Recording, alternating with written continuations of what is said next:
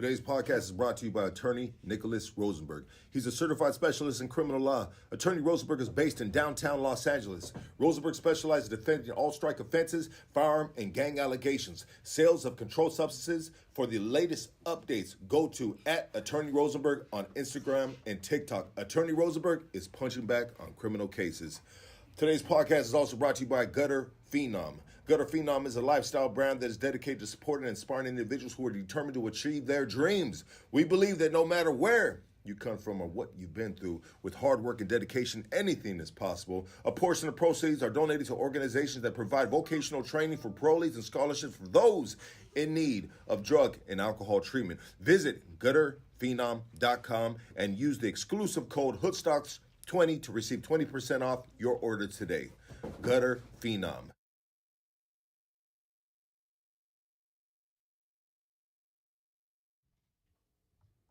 All right, welcome. This is a Hood Stock Street Vendor Podcast.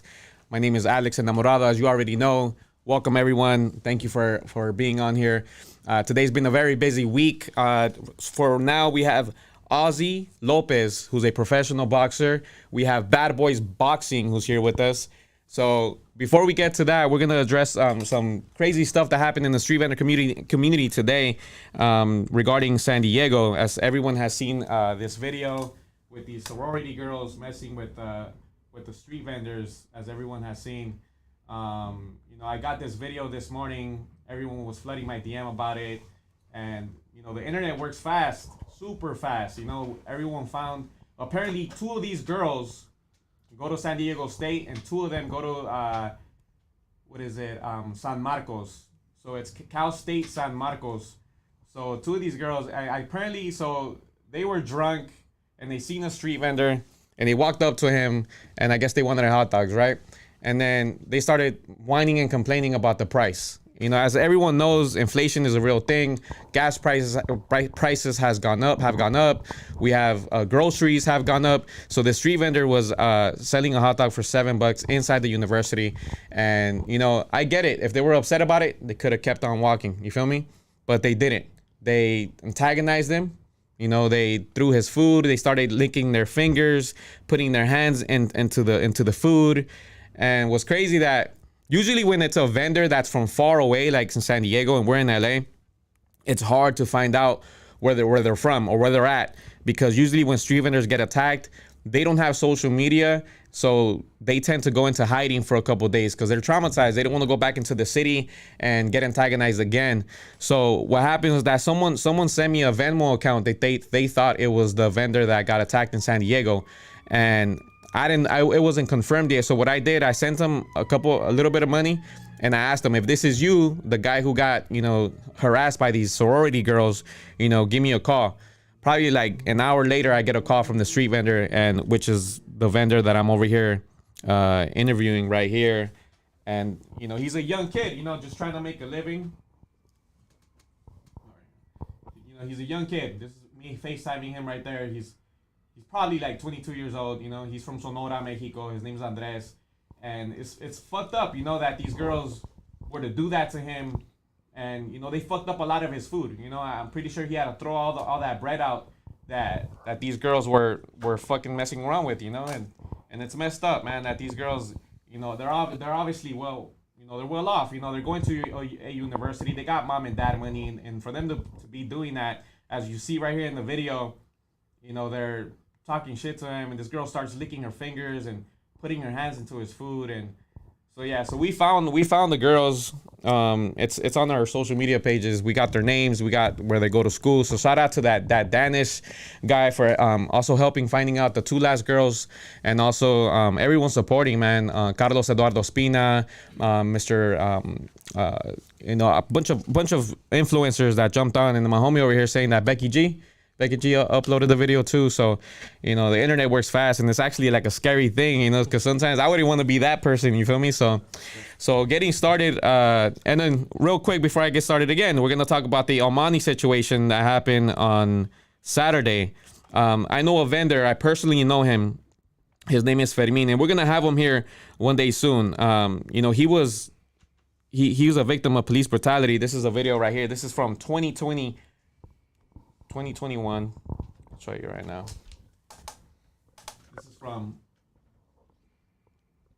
It's 2021 right here.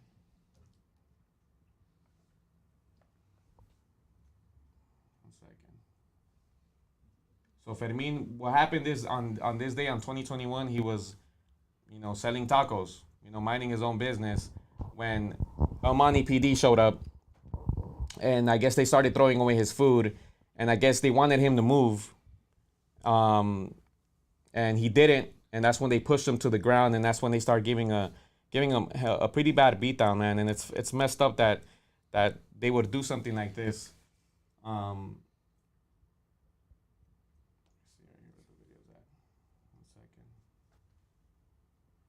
here's the video.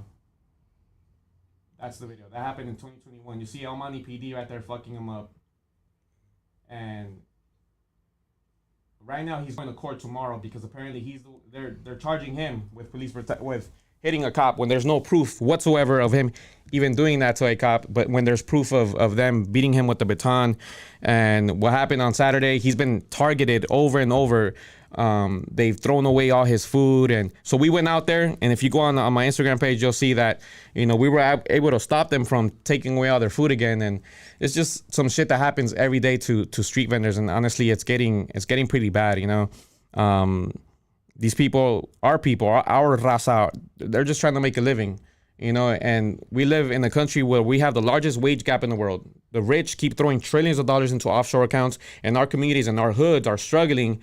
And a lot of our raza, they can't even get jobs. You know what I'm saying? They can't even because they don't have work permits. So they go hustle in the street. They're not asking for money, and they still get fucked with. But we're going to hit that subject soon.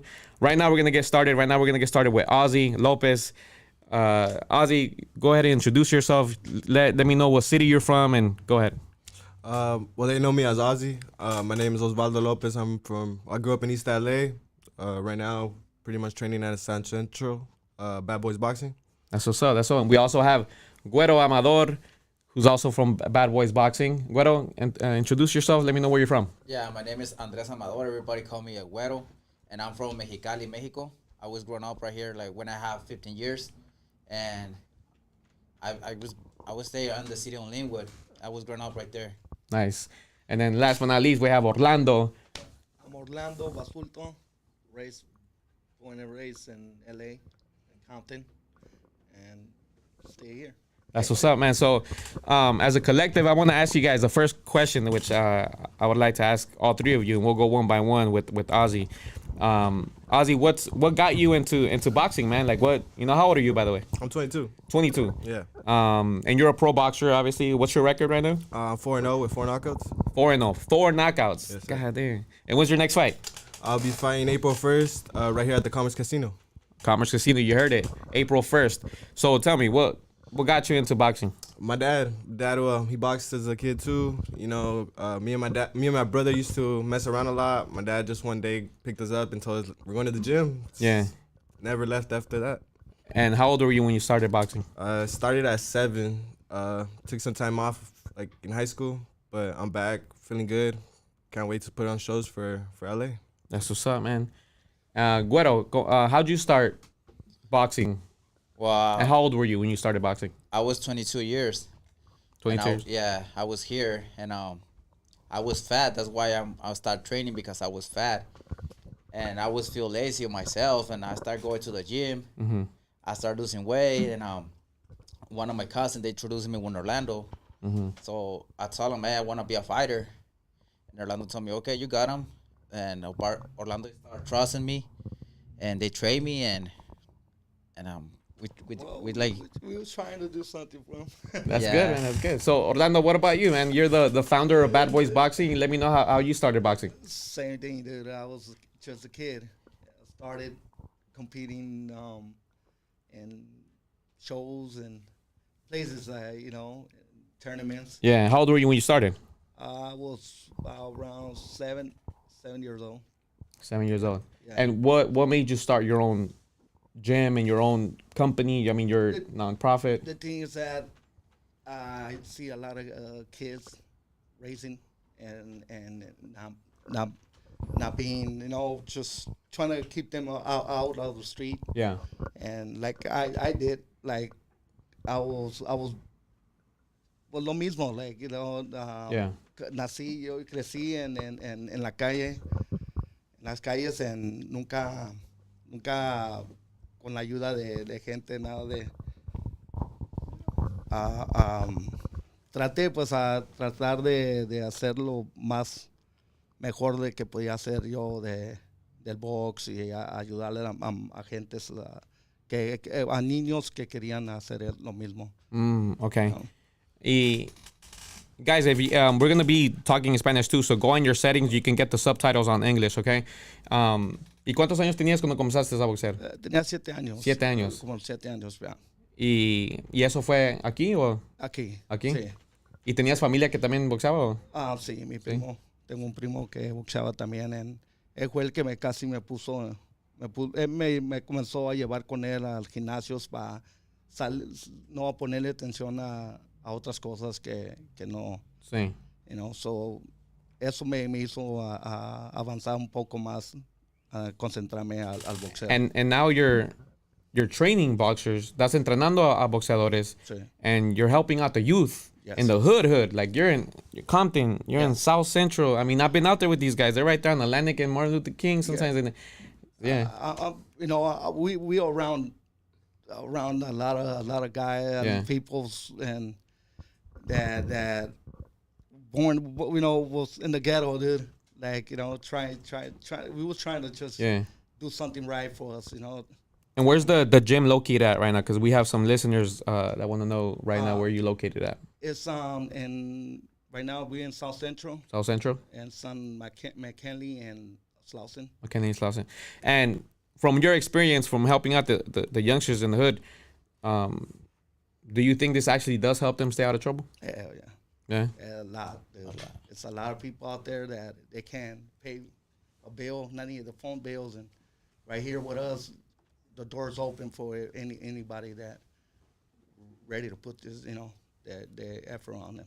And you guys reached out to me, and what was the reason that you guys que les nació, that it came out of you guys to want to help out street vendors and get involved with street vendors? And because like everybody's seen all the stuff that like on the videos. Mm-hmm. We started looking, and he came to me and told me that he was working with you. Yeah. And I told him that we could get involved with you guys, helping people like that. We with it, That's what's That's up, what we're man. here for.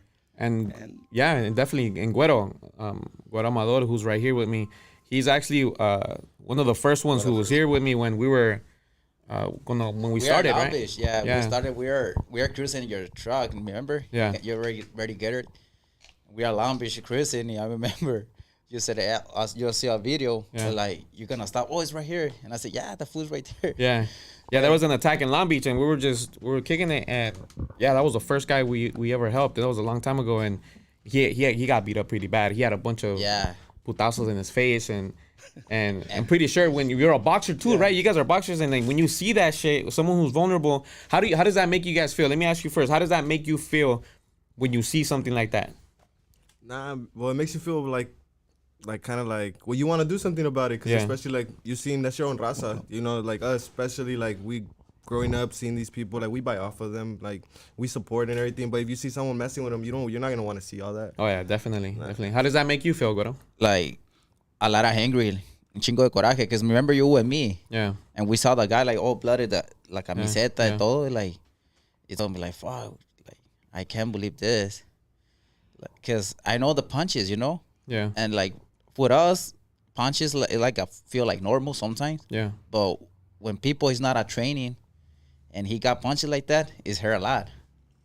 Damn. But you remember like the thing is that if you can stop the violence and you can stop them better, it's nothing that somebody get hurt, and like because we seen a lot of people that they didn't want to do nothing because they feel that they're gonna get hurt, or something that.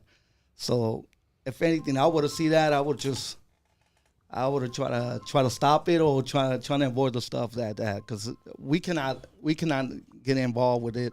Yeah, we not what we do. Yeah, so we had to like try to avoid the stuff that. helping them train too. You know, helping them learn how to, you know, get into self-defense mode. You know, a lot of people. One video that always gets to me, man, this 64-year-old man who was stabbed like 8 times, man, and the guy just kept punching him, and you know, it would have been dope if he knew some self-defense tips, and you know, that's important. You know, you guys started these self-defense classes for street vendors for free. So anyone that knows a street vendor in the South Central area, you know, hit us up because it's hard to convince most of them too, because a veces, you know, they don't know why they need those. You know, a lot of vendors think that, you know, it's never gonna happen to me. You know, so if you know any street vendors, it's very important, especially to. I mean, you tell me again, like, why is it important to know self-defense in situations, or if you're out there in the streets like that? Con la confianza, Sí. you know, para que tengan más confianza. Más seguridad ellos mismos. También ellos mismos. To be confident. Yeah, be more confidence, like Secure. secure about himself. Because like that, if you know how to defend, you'll be more confident. Yeah. Like, if you be more confident, like, no te da vergüenza nada. Y no te da miedo. Yeah. So that's why we have to show up, like, we like to show up people, like, how to defend, because you gotta, like, eres seguro de ti mismo. Yeah. Y eso muchas veces, you know, we know the street vendors, he got scared because he came from another country to right here. They no conocen a nadie. He got scared. He not trusting other people because he got scared. He's the reason he got scared. Yeah. So if, like, I was thinking myself, like, let's go show up these people how to defend, and van a empezar a tener confianza en ellos mismos. Yeah. Y van a tener más seguros y van a estar más tranquilos. Definitely. Yeah, and it'll be crazy too. Imagine someone walking up thinking they're gonna rob a street vendor, and they see bam, they get hit with a left, you know what I'm saying, with a jab, and they're knocked out in the street. So I mean, that'll be dope too. And so Ozzy, you're 22 years old, you're 4-0, 4 knockouts. What's next for you right now, other than this fight? Well, just keep getting better. Honestly, just keep moving up the ranks, and hopefully soon, more rounds. And that's kind of the whole point of all this, to keep growing as a person, in the sport, and a little bit to make some money too, you know. Yeah. But yeah, just keep putting in the work, and I know everything will fall into place. Yeah. And then that's what my coaches keep telling me, and I keep listening. Everything's been falling into place, and it's been looking good. So You don't feel pressured to maintain that record? Pressure. Sometimes. Yeah, you know, the whole knockouts and then the being undefeated and everything, but at the end of the day, I feel like every fight there's pressure. Every fight there's someone telling you you're not good enough. So like, that's just, you kind of just have to put that away and just keep looking forward. And how many boxers are you guys training right now? Right now, we probably like 4 or 5 boxers. 4 or 5 right now, boxers. Yeah. And they're all pro right now. Yeah, all pro. Yeah, pro. Yeah. And what are their records similar, or? Yes. Yes. They're same. 5-0. 5-0, 4-0. And as soon as they get their first knock, you guys kick them out, or what? Or you guys? We're still continue. We're gonna steal the game. You know. Yeah. We're not thinking too quick. You know. Yeah. No. This is for everybody. This is not just. Yeah. This is something right now. What I love boxing too, but what is? I'll go ahead and ask you. I'll ask you first right now. What do you think is the state of boxing right now, as far as what you see with YouTubers jumping in, and we have, you know, the MMA, some people coming in. So what are your thoughts of boxing right now compared to the 90s? I see it's just a show now. Yeah. I don't see it like, you know, like everybody wants to box now. Yeah. Like boxing ya no lo están haciendo muy Como antes, así. como like antes, imported. you know, antes, before you hear Julio Cesar Chavez gonna fight, you got everybody like, okay, Yeah. you know. Now the Canelo and all, dude, there's a lot of people out there that, ya no está muy accionado como antes, you know. Yeah, it's kind of like WWE-ish kind of now, right? Ya ahorita el que tiene dinero puede ser un show. Yeah. So. What are your thoughts about it, Gora? Like, it's. I'm sorry, but it's fucked up because other people like Joy Paul, he's a million already. That fool is rich. He don't need to do in boxing because les quita la carrera a otros. Like, another guy's like, he was training like 7 years, all years, like he started, and he's training and boxing for whole life. Yeah. And this fool, he never training, he never like be a real boxer, And guess what? Le quita el jale al otro güey. Yeah. Que el otro güey sí viene entrenando duro. You know, they make a lot of sacrifice. Because J-Paul, he don't know the sacrifice like every boxer doing. Yeah. Like a lot of boxers, they travel into all this country right here, you know, to another state.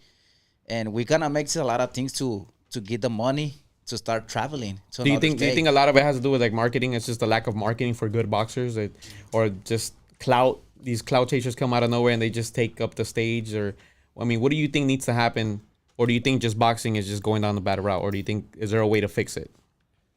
Well, fixing it like To make it like before, you know, before, like yeah, It's a lot of gonna work be- to fix it yeah. again. yeah. It's a lot. And what we hope. yeah. Let's hope. Let's go back on that same time. But Yeah. it's not going to be no way. What are your thoughts on the state of boxing right now? With the whole like Jake Paul, honestly like the YouTubers and everything, there's two parts. I think like Jake Paul honestly is not doing it that bad for the boxing community Yeah. because he's fighting people that are MMA fighters that are not like these fools could really knock out other people that are growing up. Right. You guys can't say Tyron Woodley won't knock out this guy that's 1-0. Yeah. So you guys can't say that either. So he's putting in some work. So that's Yeah. personally I can't say that he has not put in the work because Tyron Woodley's knocked out some guys in the MMA. So it's not like he had no punch. It wasn't like he doesn't train, nothing like that. Yeah. So he does put in the work, but I feel like for them, the reason they're making more money is just like, are you saying publicity? They got the money to do it. They got Yeah. the money to throw themselves in whatever they really need to show that publicity. And that's kind of what their money is making. Because for us, we like to fight, but we don't publicize ourselves as good. We're not going to make as much money. Yeah. That's kind of where we got to work out ourselves. Yeah, definitely. And next up right now, we have Ryan Garcia coming up against Tank. And then who do you think is going to win that fight? Really, look. I go for Brian, Okay. you know, but I think it's gonna be a good hard fight? fight. And that's in April too, right? April. April? No, wait, actually, I think they're still negotiating that, but Yeah. something. At the front of the day, they're gonna happen. They know gonna happen the fight. So you think Ryan's gonna win on this fight or Tank? He's going for Ryan, but he don't know. Yeah. But you're I got. what about you? Nah, like What is a big Gervonta- Ryan Garcia fan, huh? Hell no, I hate this fool. I hate him. For real. So you think Tank's gonna win? Tank is gonna win, of course, gonna win. And Ryan, I like Ryan because he's talking a lot of shit, and I don't like people like that talking a lot of shit. Yeah. That fool is. I know Ryan. He's a Yeah. good person. For real, he's a good person. Like he's a really humble, Yeah. but he's talking a lot of shit. He's talking, and I don't like it, and especially no me gusta bien, because he's talking for the fighters from los peleadores mexicanos habla también como he's talking shit about Pitbull Diaz. It's a superstar Mexican fighter, the 135. Yeah. And he's talking shit about him. And Ryan. Yeah. Pitbull Cruz. People Cruz, yeah, sorry. And I don't like that when a USA fighter, especially him, because he say, I'm a Mexican, but he know how to speak Spanish. Yeah. How was Mexican si no habla español? That's a whole different discussion right there. That's yeah. why I don't like him, because Yeah. he not speak Spanish. He's talking shit about another fighter from Mexico. Nah. That's crazy. And who do you think is gonna win that fight? Low-key, I'm in the middle, but the Tank, I was going for Tank at first, but to be honest, I'm giving Ryan a shot. Ryan? I'm giving him a shot. Yeah, same here, man. I think Ryan's gonna surprise a lot of people. Not even that. I think it's gonna be a very tough fight. I think someone's gonna get knocked out, but I don't think it's gonna be an easy fight. If it does, it might be a late round. Yeah. I don't think it'll be easy. Yeah, there's gonna be a lot of good fights. I see people. There's gonna be Benavidez, Plant. There's also gonna be maybe a Canelo and Bivol rematch, right? And so this is something I'm always interested in. I'm a big Floyd Mayweather fan. I know a lot of boxing experts don't like that, but it's because when I was a kid watching him grow up, like I would watch the fights in slow motion, and I gotta give it to that guy, dude. His defense was like On point. Like on point. You know what I'm saying? Like this guy was like you see that shit in full speed. You don't notice all the work he's putting in. It seems like he's running away. It seems like he's not throwing punches. But this motherfucker was throwing punches, and I didn't even see that. Like you see, boom, and he's dodging a bunch of shit. Like I don't know, but Orlando, who would you call the GOAT of boxing, the greatest of all time right now on this day, 2023? The master, Chavez. Chavez. I think he's the only one that he gets hit. He was got hit and all, but he always got out of the way, you know. Yeah. He was a person that siempre nosotros siempre, you know, was something that he always call it off, right? Like para mí fue Chavez. Chavez. And Guero, who's the GOAT? Right now, the 20. No. Just overall. Overall? Not just right now. Just all greatest of all time. Well, Chavez always is gonna be the greatest because he got a record. He got record Guinness. But for me, one of my fighters I like a lot is Canelo. Canelo. I like the clean he throw with the punches with a lot of power punch too. Yeah. I liked it because if you look the punch when Canelo throw it, he's look like in a slow motion, but it's not a slow motion. It's coming fast and it's stronger. When they hit him, and I like the style how to throw with the punches. What about you? Who's the GOAT? Damn, the GOAT. This is Gen Z right here. What does Gen Z think about the GOAT? Nah, I don't got one, honestly. Yeah? That I could say. Personally, like growing up, my favorite fighter was Marquez. Okay, Marquez. Yeah, Marquez. Just like the way that even if you dropped him or whatever, he was gonna come back and he was gonna give you a fight. He wasn't there just to throw the towel. He was there to give you a fight. Yeah. And then he got to knock out Pacquiao. That was crazy. After 4 times, but it got there. Yeah. That's crazy. What's something that motivates you, man, to continue boxing? What's something is there anything that has happened in your life that, you know, at this point you probably felt like giving up or maybe quitting boxing or anything that holds you back? But what's a setback and what motivates you and to continue this journey that you're on?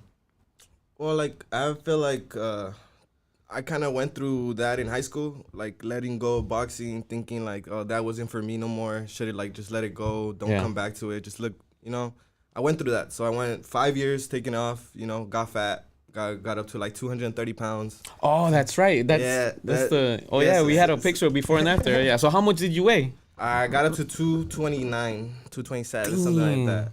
But it was hard losing the weight at first, but it wasn't coming off. I was training my ass off and it wasn't coming off. But I think just going through that, literally just leaving it, I missed it. I'll be honest, I missed the punches for some reason. I mean, that's crazy. So you lost, right now, how much you weigh? I'm walking around 160, about. 160. So you lost around 70 pounds. About 70 pounds. And how long did it take you for you to actually see that difference and that weight change?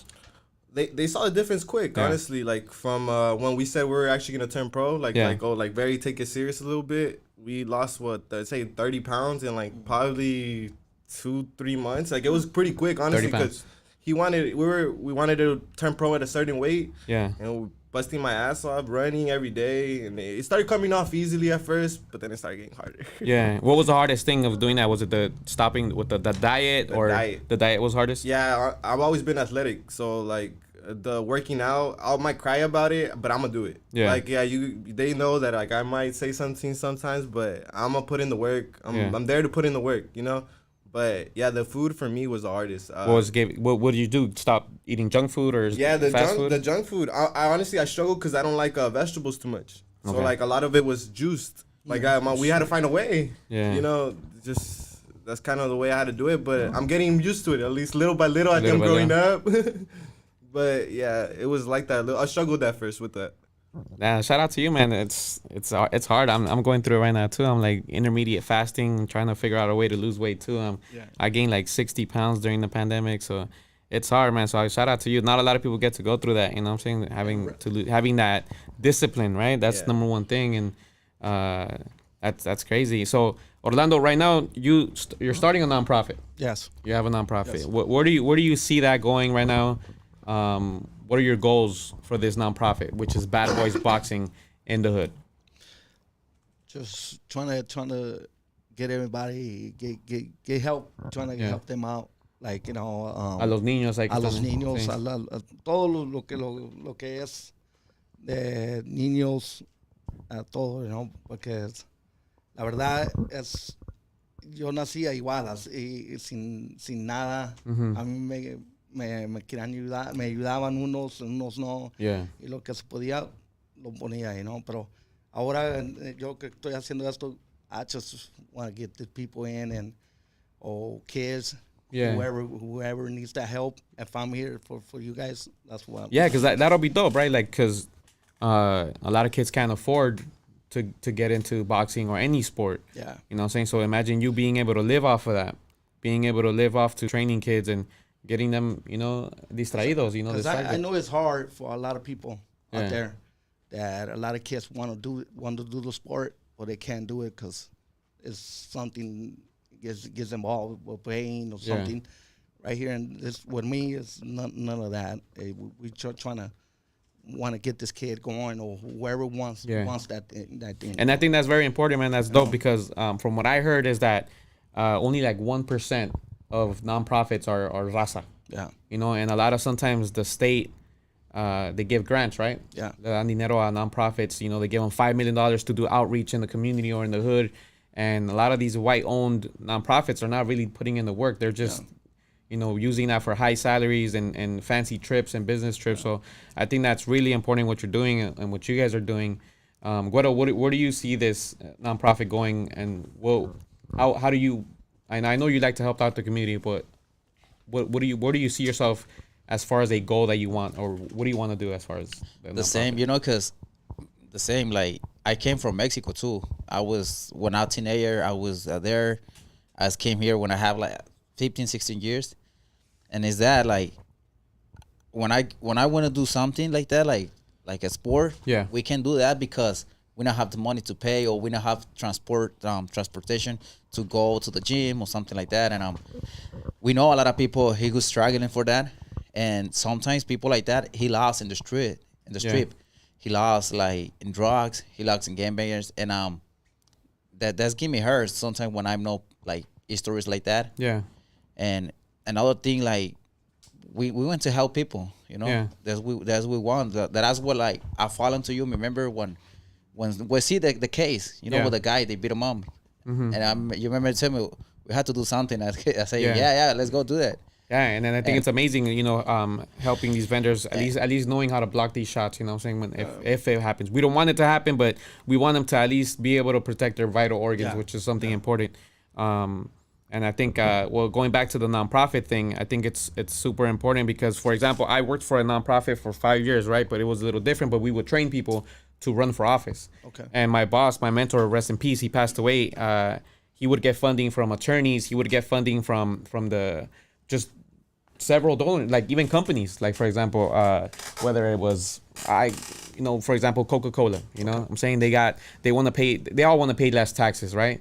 So if they give, for example, $20,000 in to a nonprofit, instead of paying that $20,000 in taxes, actually, let me take it back. So let's say you give $20,000 in to a nonprofit, and you were gonna owe the IRS $40,000.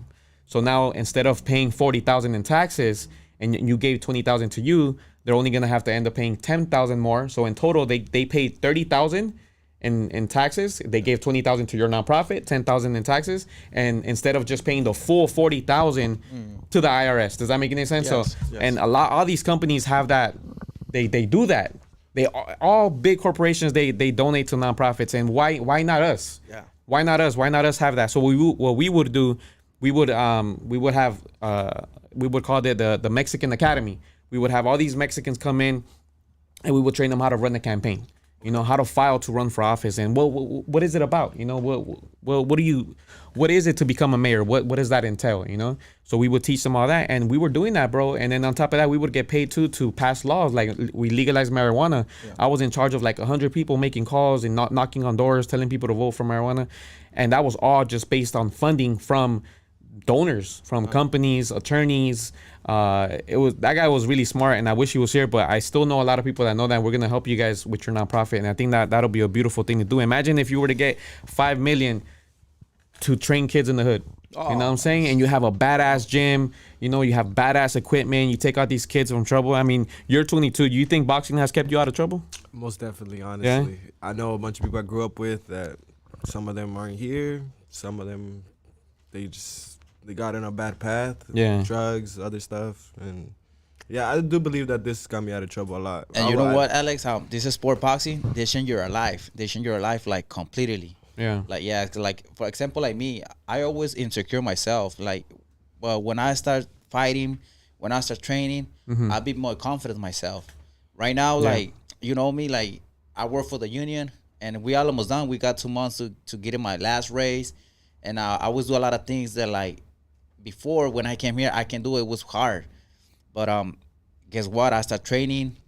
I be confident in myself. I don't feel alone because I don't got my family here, you know? Yeah. And I learn English because you remember I don't speak English a lot. At all. You don't speak English at all. And right now, like, I speak English, but you know what? I be confident. I go to school. I graduated, me gradué. Yeah. So right now, like, you know, quiero enseñar también a la gente que este deporte cambia la vida y te ayuda. Like, they help you a lot. They help you, like, in exciting.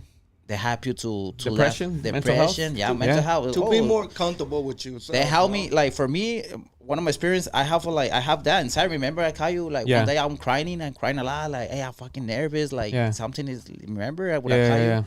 And I start training, like, a lot of people right now, and they give me back my confidence again, and that's it with the anxiety. It's done. Yeah, and so like I said, anyone that knows any street vendors in that area, man, let us know that we can help them out with that too, man. You know how many street vendors I know, dude? They're stressed out.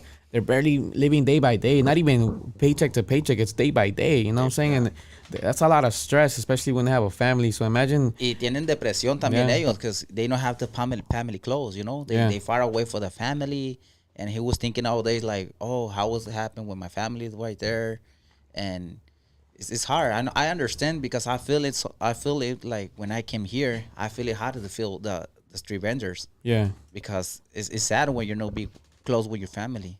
Yeah. So that's why I want to I like to have people like that because para que se sientan seguros, no se les quite un poco la depresión, eso te ayuda. It's mental health too. They help you a lot. It also feels like a kind of like a second home. Like always going to the gym, seeing, you know, your coach, seeing your other coach, you know, they're always there pushing you and everything. That pushes you. It's like, oh, they want better for me. What, I got to give them a little more. Like a second family, yeah. Yes. So it pushes you and it makes you feel like, I think it kind of just makes you grow as a person. Damn. Like to deliver all your stress. You can leave it all at the gym. It's a win-win. You get to lose weight. Exactly. Like, you get to lose weight. Your mental health is better. You get to get more girls. That's the confidence. You know what? Well, you know, I think that was that plan for him on that side. That's what it was. It wasn't even the box. He was like, trying to get the girls out here. At first, and then he started seeing like, damn, I can see my muscle now. You know what? And then anyone that wants to even think about attacking a street vendor, we got Guero right here. You know, spar with him in the gym. We're gonna, you know, we should imagine doing that. Imagine like we catch someone trying to attack a street vendor. We're like, hold up, we got one. In a month, we're gonna train that street vendor. Come out, we'll see the street vendor knock you the fuck out. Yeah, of course. We got those with LAPDs. Yeah. And the sheriffs. Yeah. Sometimes they be doing it's a show every year. Yeah.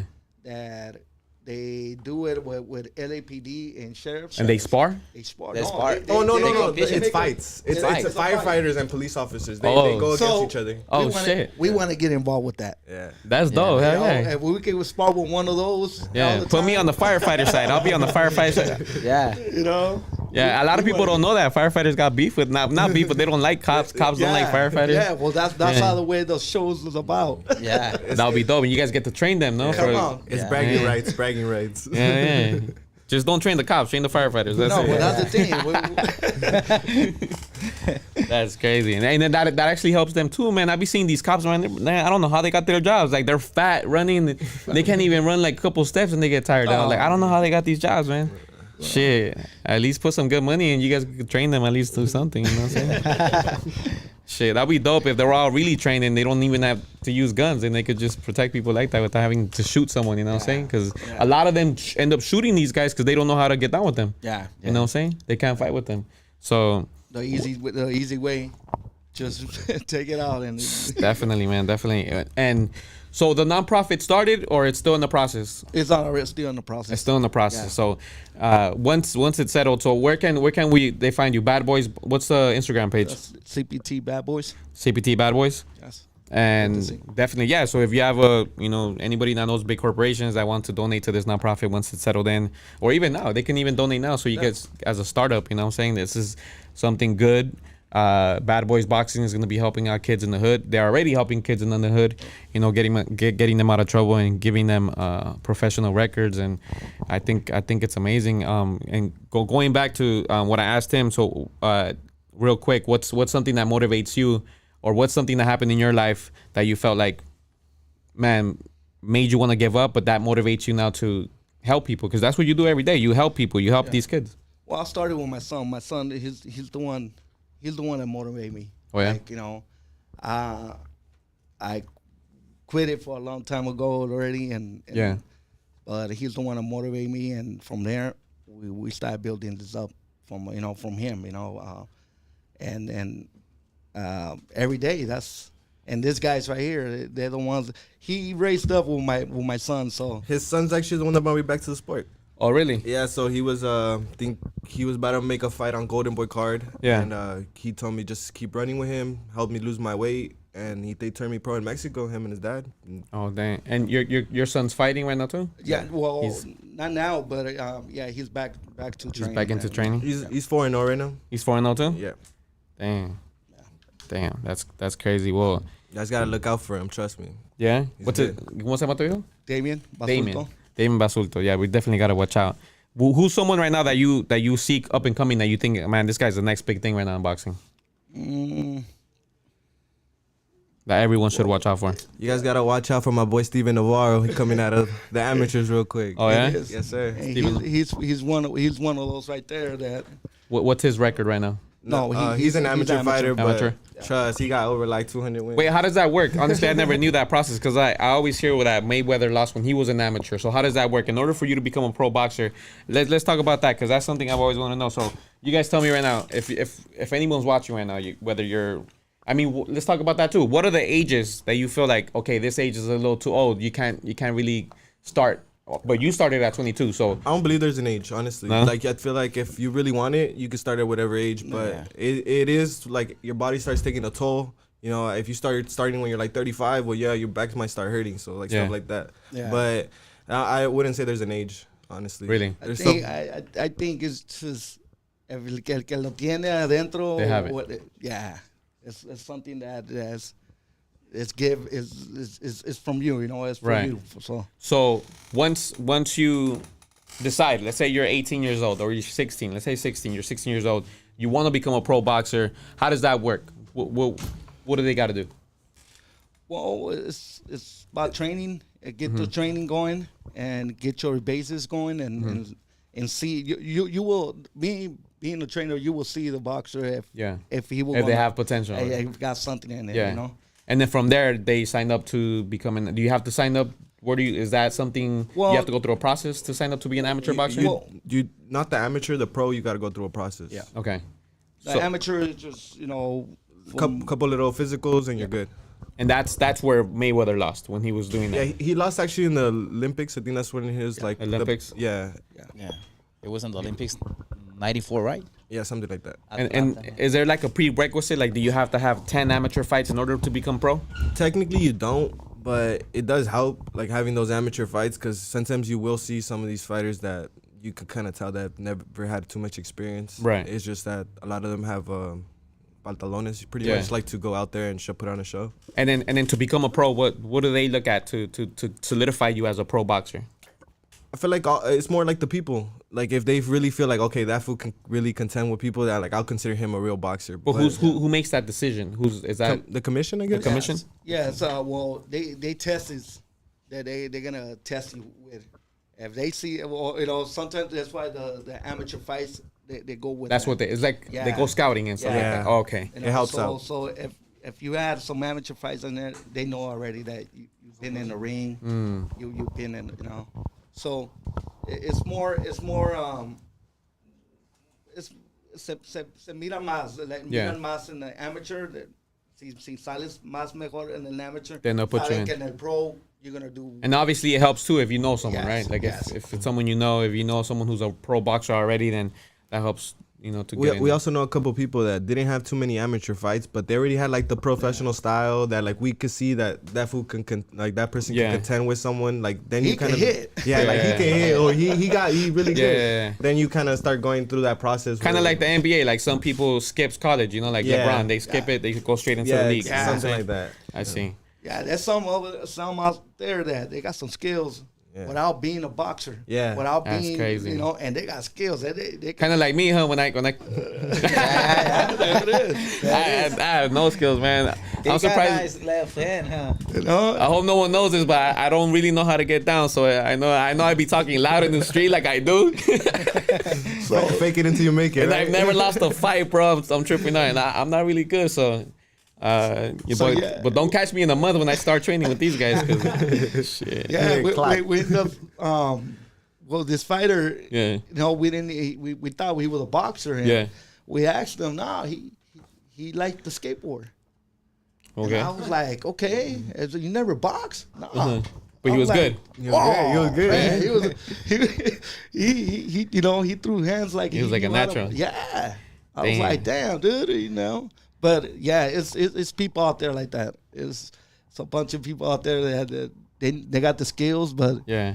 they just when they come and show it or they Yeah. show it on boxing like this. Wow, That's like crazy. like he said, Jack Paul, things like Yeah. that.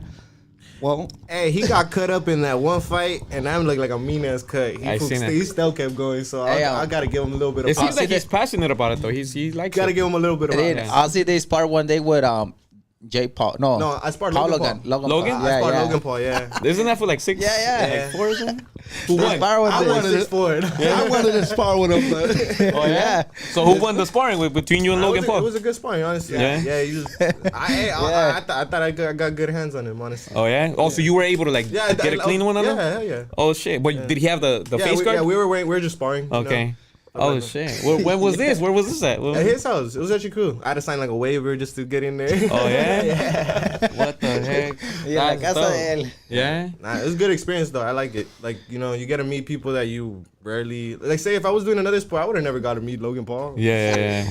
How'd you get that? Like they seen you sparring somewhere and they. I don't know. Coach, that was you? That's my Oh, with the coach. connection right there? That's my connection right they there. called me, all right? They called me talking about that he needed some sparring partner. Oh shit! And I was like, okay, well, you got him. He's Yeah. like, okay, Hall is that guy. I'm like, dude, well, it's me. And he's like, you?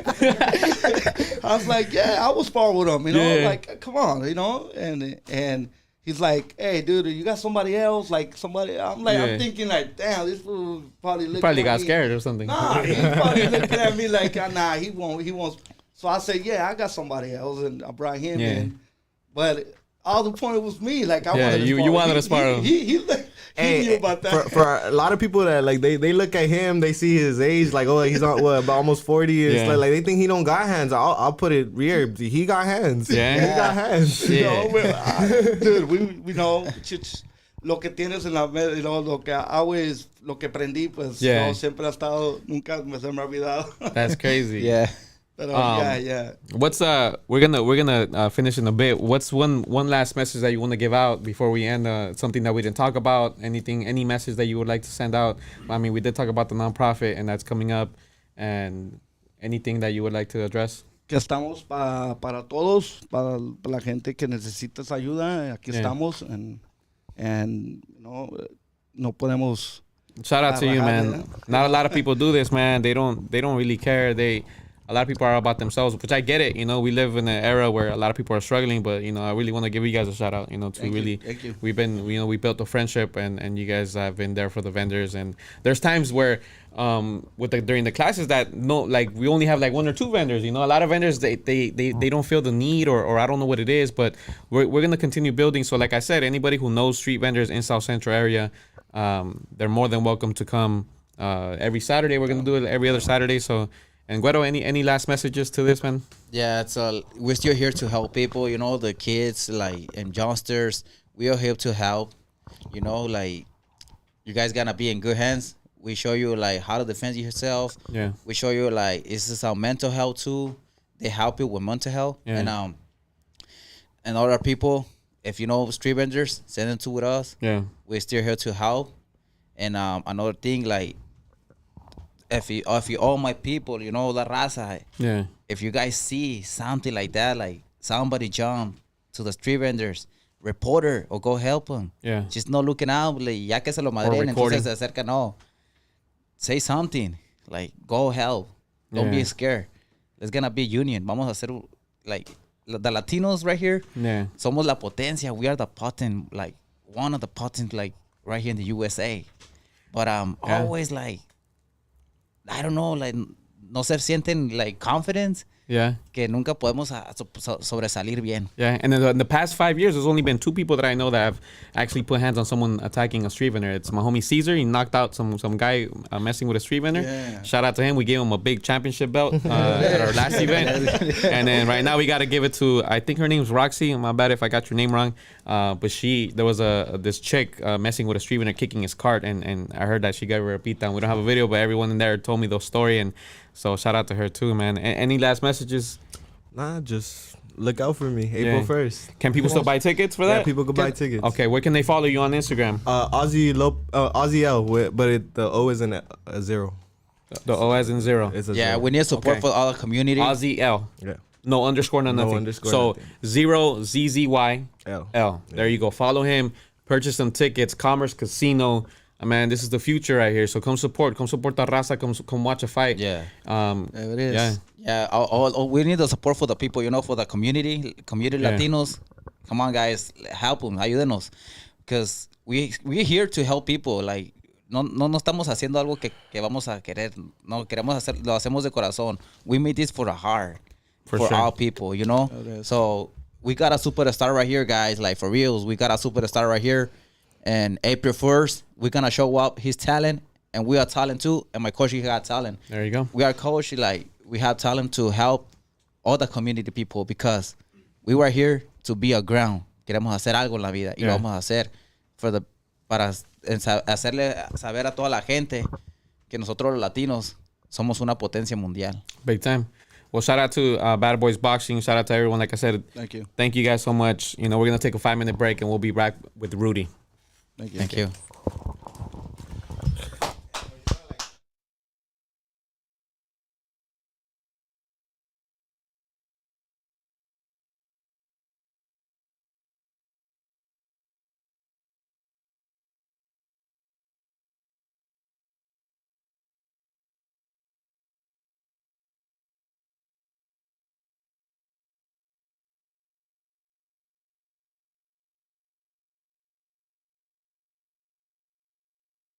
Looking for some good quality cannabis, and I mean killer quality cannabis, hit up the folks at Killer Kush. They specialize in bringing you the best quality available from OG to exotic. They got it all, baby. Hit them up at killerkushcali@gmail.com or tap in with them on IG at killerkush__420 to find a location near you. If you're local in LA area, you can also find them here in the heart of East Los Angeles, LA Exotics, East LA Exotics, East LA Exotics, and they're located at 6009 East Olympic Boulevard, and of course, baby, you know what to do, East Los. Today's podcast is also brought to you by your one-stop shop for all your bakery and restaurant equipment needs. Home-based to wholesale, commercial, bakeries, new and used equipment. You can follow them on Instagram at Origin Bakery Equipment LLC, at Origin Bakery Equipment LLC, or you can pull up on them in the city of South El Monte at 10441 Rush Street, South El Monte, California, baby. Okay, today's podcast is also brought to you by Microsoul Mushroom Booster. Lift the fog, come back into the light. If you're having difficulty from day to day trying to focus on simple tasks, bigger products, let the Microsoul Mushroom Booster come and save you, baby. Our booster is powered by lion's mane and 5 other mushrooms. Take a few drops for clarity. Take a few more for harmony. Take even more, and you're on your way to remodeling your brain's wiring. Make sure to read and follow the recommended dosages on the bottle. This functional mushroom tincture can be safely stacked to your microdosing regimen for a precision boost. And check it out. Since you are a supporter of Hood Stocks, use promo code HOOD25 for 25% off. www.canacomforts.com.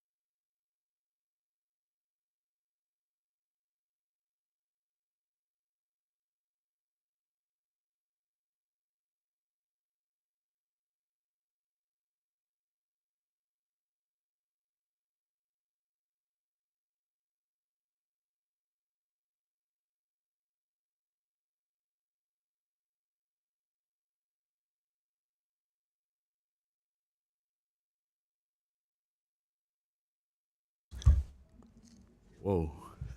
All right, check one. All right, we're back. Thanks for everyone tuning in and staying on. We just got news right now that I think Gervonta Davis broke his leg, so that fight with Ryan Garcia and Gervonta Davis might not be happening. So we did all that talking for nothing. So we don't even know when that fight's gonna happen. Rudy, thank you so much for joining us. Thank you so much, Rudy. If you'd like to go ahead and introduce yourself, say where you're from, what city you grew up in, something short. Well, my name is Rudy Coronado. I grew up in the city of Torrance, in the harbor area, really. What is considered a harbor area? That's something I The don't South know. Bay. The white man calls it the South Bay. We call it the harbor area. You know, It's like a couple cities that from like I would say from like the 105 south yeah. is almost considered 105 south. The 110 from like the one probably about Avalon. No, all the way to the 710. All the way to San Pedro. The 710 all the way to San Pedro. Is kind of San Pedro's considered the South Bay. I mean, yeah, obviously because it's the beach right there. That's cool, man. Well, you know, I you know, you're a vendor. You're a vendor at Alpine Village, and this is an interview that I thought about a million times whether to ask you, man. But the reason why I asked you to do this because I think your story could potentially save people's lives, man. And on top of that, your story it's an amazing journey. I think you're very resilient. From the first day I met you, man, it's and I'm not saying that I've been through exactly what you've been through, but it's just hard for people, not just men in general, but just people, man. And sometimes you never know what we've been through or what we've gone through. But there's one thing I wanted to ask you. So can you explain to me what is Alpine Village for the folks who have been hearing about vendors being kicked out from Alpine Village? Alpine Village is a place that was built by Germans. Mm-hmm. It was a bunch of Germans who invested their money and built a place there, like a little village for their shops and stuff like that. So they could make it be like at their home. They built that up and everything, and after a while they put a swap meet there because they were having troubles paying the bills. Okay. So they put a swap meet there so they can help them out because they had all that parking lot they start. So about 30 years ago almost, they started doing that. So for 30 years they've been doing it. A swap meet. How many vendors? Like Easy 300, 400, 500. 300, 400, 500 vendors selling at a swap meet that's been there for over 30 years. 30 years. How long have you been in there? I've been there since 2010.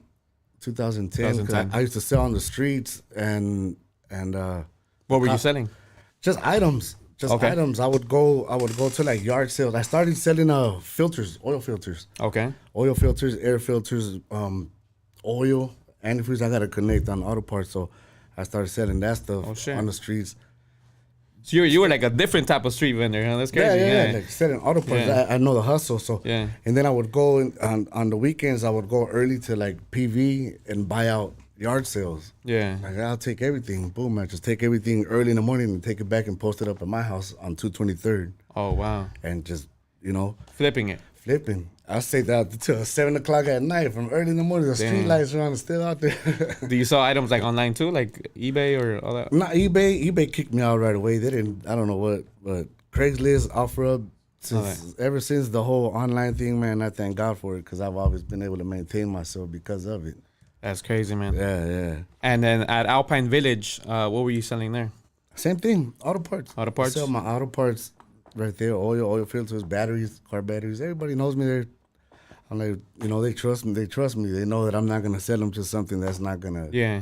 And I give more warranty than everybody else. So come check me out. You know what I'm saying? Everybody gives you 90 days warranty. I gave you 6 months. Oh, really? So like what type of items, like auto parts do you sell? Like what? Batteries, car batteries. Car batteries. Necessities. Oh shit. I actually need one, so I'm gonna come to you right now. Damn, that's crazy, man. So 13 years, and let me know what's going on now with Alpine Village. Well, now that apparently the property's in escrow, so like I guess they're selling the property and everything's scrambled up. They don't know if they had told us that by the 15th they were gonna close and they weren't gonna. So we didn't know. That's when I called you, and you united the forces, and so we got some more time to the 22nd of this month. So after the 22nd of this month is really gonna be shut down. Damn. And a lot of people are sad. A lot of ladies crying because that's been their whole life. My girl, she grew up there. She grew up there, so she's like her whole life been there. Like she knows how to do a whole lot, but it's like one's just so programmed. And is that how y'all met? that. Like at the swami? We met there, yeah. Oh, I had seen her shit. before, you know, because I've been driving. I'm a hustler, so so growing up, I had seen her, you know, and I would look. That's a pretty girl. She was too young for me, you know. So yeah, see. So after a while, yeah, we ended up getting together.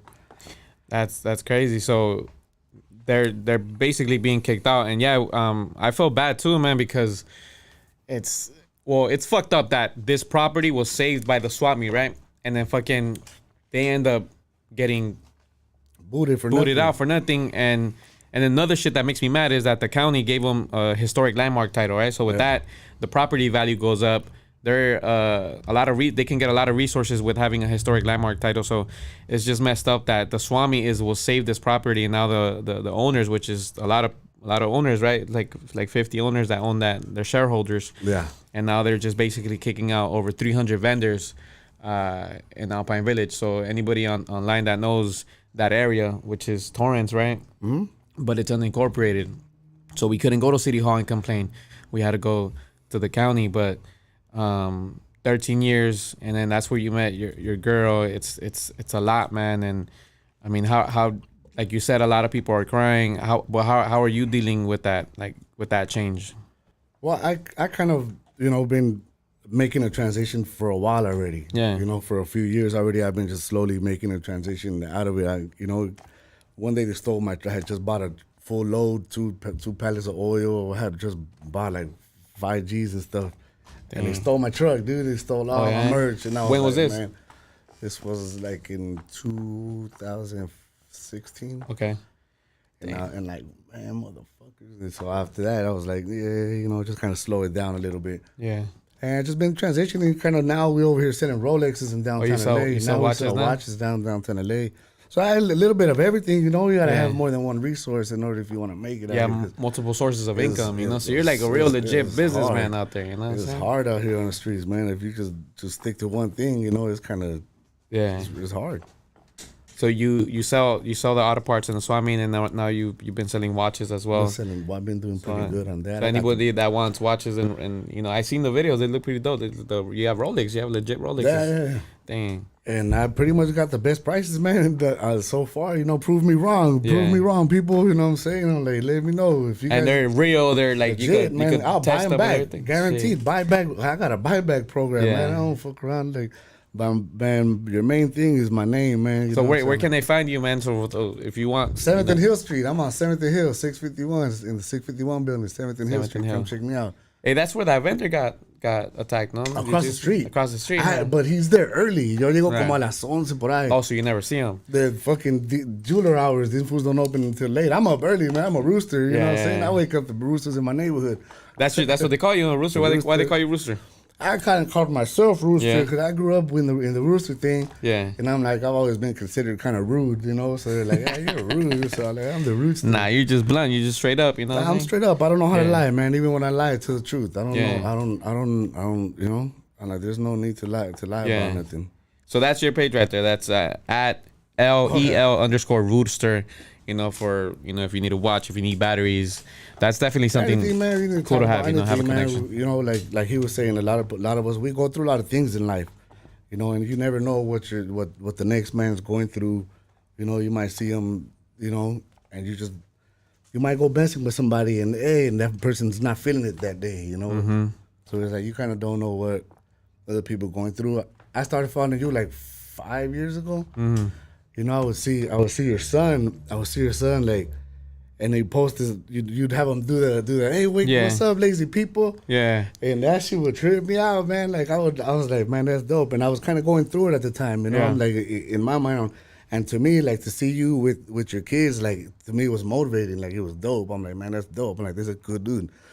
So I kind of, you know, just kept following. I was like, man, dude's good. And then I started not seeing him. That's not, what's up, man? You know, and you seen, I've been, you know, here and there for a long time. Yeah. So, and I kind of copied them from there. You know, hey, what's up, lazy people? So I kind of started doing the same thing, but not saying lazy people. Yeah. Jamie says, freaking, Huevones, or what does it say? huevones y viejas fodongas, you know, your son was like, wake up, lazy people. So I'm like, wake up, motherfuckers. You know what I'm saying? I'm telling the truth because people don't listen when you're nice.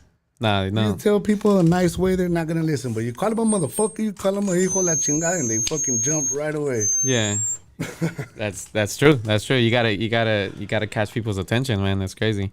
What you brought up about my kids, man. That's something that I haven't told anyone. I haven't told anyone on the podcast. But I think that's something that goes on not just with men, but I think a lot with men, man. We go through a lot of shit we don't talk about. It's hard for us to talk about it because us being Latinos, we're like, oh, the whole macho thing, and it's like, oh, yeah, you gotta hold it in and. It's hard, man. We gotta do it. We gotta strap our nuts up, you gotta do it. But fuck, it's like sometimes you just gotta let it out, man. Yeah, man. Sometimes you just gotta let even it out. me. I think I'm a hypocrite. I preach all that shit all the time. Like we gotta break that cycle from our parents and that cycle that we've had with machismo. But like even now, like I think I just realized that I don't talk about that stuff. You know what I'm saying? Because I had full custody of my kids. You know what I'm saying? And we kept going back to court, and then I remember that day, man. During 2020, we went to court with my ex, and the judge tells her nothing's gonna change. They're gonna live with that. This is how it's gonna stay. You keep coming back here, and then the judge tells her, unless the kid says he doesn't want to see dad, then that, man. And one day, bro, she was only seeing him, like twice a month for like 2 days each, and next thing you know, my kids start saying that they didn't want to see me, bro. Until this day, it's been 2 years, man. 2 years going back and forth. And I didn't know that they can choose that young, like to where they want to go, bro. And my mom and my dad tell me, like, I don't know what the fuck she did to them. Like, whether it's she probably told them, like, I'm going to pass away soon. You got to stay with me now or whatever. But it's been really tough, man. And I don't talk about it. It's a really tough situation, not being able to, see your kids, man. And it sucks, man. And actually, that's another reason why I started getting more involved with street vendors, being out in the front lines, because when I had my kids, they were always with me. I have a 12-year-old and a 10-year-old right now. They're 12 and 10. But ever since they were little, like, they were always with me. So I couldn't go to the hood. I couldn't go to the Compton and Watts. And I mean, I would, but like not stand outside with the vendors and get to know them and give them pepper spray and stuff like that. So that was when that shit happened. I was just like, you know what? I'm gonna do all the shit that I've always wanted to do. Go out there in the streets and help out and fucking run across Dodger Stadium and protest. That was crazy. Yeah, man, I did it. I was just like, I was gonna wait to do this shit once my kids were grown, but now I'm basically alone right now. So, without kids. So, but yeah, it's been tough, man. But nothing compares to my eyes, like, and I hate to bring it up, bro. Like, with the shit that happened with you, and the reason why it's important that I have you on here today is because what happened to you, and then like you told me that Alpine Village was like your therapy. You never went to get therapy, no, for the traumatic events in your life, right? No, and that was your therapy. Being at the swap meet, talking to people, meeting people every day, hustling, and now that's being taken away from you, right? Yeah. And what happened in 2014. I mean, I don't even know how to start this, man. I mean, I don't know if you want to let us know, like, the situation, because you were married, right? Yeah. You were married, and you had 3 daughters, right? Yeah. And then suddenly, I'm guessing your wife was going through postpartum depression. Yeah, unknowingly, nobody talks about this disease. Nobody talks about this disease. It's kind of blinded. We hear postpartum depression, but we have no clue what it does or nothing like that. Yeah. So, we don't think about it. We're doing our daily lives, we have our kids and stuff, and we just keep on just kind of focus on work and pushing forward. You don't really think about that part. Yeah. The whole postpartum thing until it's kind of late, Until it's kind of late, my ex had a postpartum psychosis reaction, and she took the lives of my 3 little girls. And she had a postpartum reaction, and we don't know about it. We don't know. It's a disease that's there that nobody talks about. Women have these thoughts in their head, and they don't say them. You know, just like we don't talk about our hurtful things. You know, the things that hurt us, we don't talk about them. We try to help others, but we don't talk about our own. You know? Right. So you know, it's like you say, try to break that cycle. With me, it's like, fuck, every time it's hurtful. You know, like fuck, it's your babies and shit. So it's like, you know what I mean? Yeah, you know what I know I'm what saying? you Like mean. it's like fuck, you just want to break down. It's like it's hard to talk about, but I have to do it And- because I need to get the word across America, because in other countries it's already a fact that postpartum psychosis exists, you know, and it's a real disease. You know, we hear like, oh, my baby mama's tripping. She's not tripping, you know, she's not tripping. She's going through it. You know, that's the question that I have for you. So, my mom went through postpartum depression when she had me. From like the age of 0 to 3, I was raised by other people, like my aunts and my tias. I was like, you know what they say, it takes a village. That's who raised me. And till this day, I always felt like this disconnection with my mom. And then when I found out that that's what happened when I was a baby, I was like, oh shit, it makes perfect sense, you know? But I haven't even asked her or asked the doctor, but like, what is postpartum depression? Because off the top of my head, bro, I'm thinking like, okay, is it because when the woman has the baby in the womb, is it because they get attached to having them there, and then once it's disconnected, is that how it starts? Or It's like there's some kind of like hormone change in the women's body. okay, and the psychosis part is like, I really believe that it's, if they went through something traumatic in their life growing up, you know, all of that comes back as a trauma. oh shit, There's a trauma that happened in their life. Like with her, she went through a lot of things when she was a little girl. You know, so she had a lot of that in her head. The uncles, is crazy. Yeah. Her dad put a gun through her head. It was a lot of stuff, dude. There's a lot of stuff. So, you know, I want to say I want to blame her, but yeah, I look at it like it's not an excuse, but at the same time, it's like, fuck, it's something that happened, and it's something that we don't talk about. Now, too late for me, you know, but it helps other people, man. I'm sorry, I'm kind of stuttering because, you know, it is. if you need to take a break, A lot of it's people fine. tell me after like, you know, I go to shows and things like that and talk about it, and a lot of people come out and say, a lot of ladies especially, you know, hey, you know, thank you for saying it, and then they start telling their stories that they've never told before. And there's a lot of you women out there who got those stories, and then you guys you guys hold them in. You guys got to tell somebody. You guys, you know, when you're having crazy thoughts or whatever. It's not that you want to hurt your baby. It's in your mind, you know, and it's in your mind. So you just have to tell somebody, talk about it. Don't be scared to talk about it. Then nobody's gonna take your baby away from you. Nobody's gonna put you in a crazy house. You know, is get some rest and talk about it to if not to your partner, to a friend, someone, you know, family member. You were recently on Dr. Phil. Yeah. And then obviously you and I have talked before that too, that, you know, there was no red flags, that you didn't see that coming at all whatsoever, because you were home when that happened, right? Like you were literally home. I was just working on a truck in the front, in the driveway. I was changing a starter outside in the front. Yeah. And how did you find out? Like, how did you were there and then? My ex-mother-in-law came. Well, I called her because I didn't go to work that day because I noticed her a little different, Yeah. you know, and she was kind of acting weird.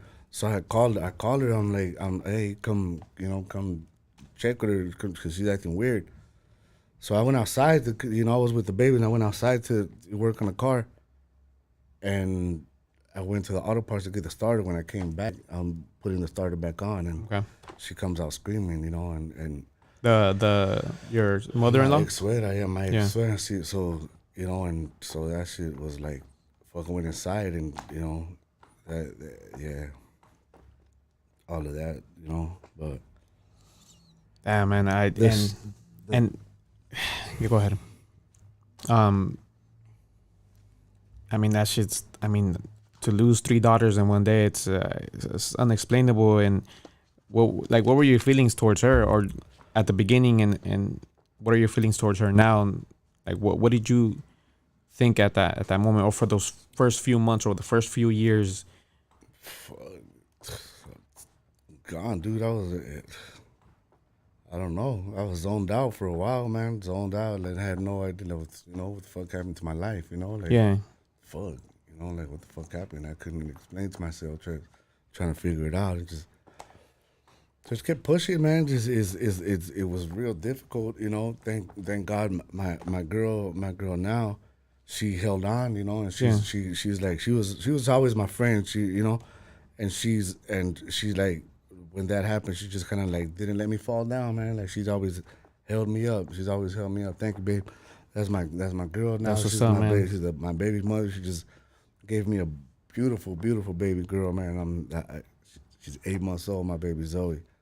Damn, man, that's what's up, man. And I named my baby, and my baby carries her sister's initials, in her name. Wow.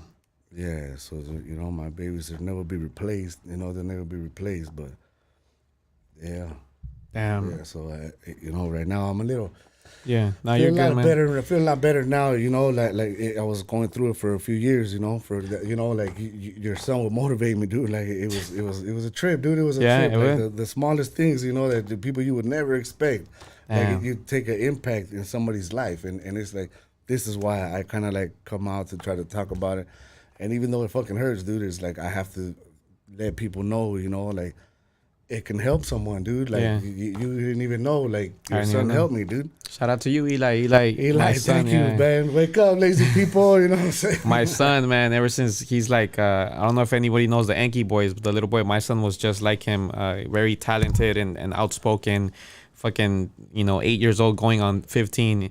He would get my phone every morning and he'll be like, what's up? I want to talk to your friends on Instagram. And he'll be like, what's up, lazy people? Get up to work. Don't be lazy. Go to school. Do something with your life, And every day he had a different message, bro. And it wouldn't like, cada día, it wouldn't wake up. He wouldn't miss a day. I wouldn't miss a day of looking at the story neither, because I would wake up, what's he gonna say today? Yeah, man. Yeah.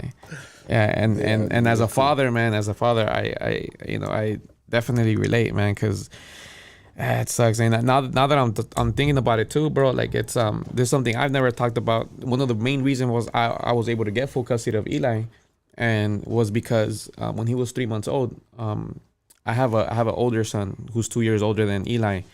So Eli's mom, me and her when we got together, I had a 1-year-old that wasn't hers, and now that I'm thinking about it, I've had a lot of hatred towards her because of what happened here too. Eli was 3 months, Jay was 2, right? He was 2 and he was in the living room, and at that point, like, our relationship was pretty bad, right? And I was packing my things. I was like, you know what? I'm done. Like, I can't do this no more, I'm leaving. So as I'm packing up, she goes, man, watch, one day you're gonna want to be with me and this and that. And I was like, man, there's nothing you can do, and there's nothing you could do to hurt me no more. There's nothing you could do to hurt me, bro. And she goes to the living room, gets my 2-year-old, bro, and starts fucking choking him and says, this fucking kid, because she knew me since I was 10 years old, but we didn't get together until I had a 1-year-old. So she was like, I should have been the one that had your first kid and this and that. And then she fucking chokes him, bro. She fucking chokes him and fucking starts biting his fucking shoulder. So I jump over the couch, bro. I fucking push her off of him, bro. I fucking got my 2-year-old, bro, and I fucking got up and left, and I didn't know what to do because Eli was 3 months. And I was like, what the fuck? At that time, I was like, I will never call the cops. So I didn't call the cops, bro. Like, my son was literally bleeding from his shoulder. I got up, bro, and I never looked back. I never went back with her, bro, no matter how much she fucking, like, to me, like, she died to me in my eyes that day. Like, whatever happened for the past fucking, I don't care how long I've known you or whatever happened.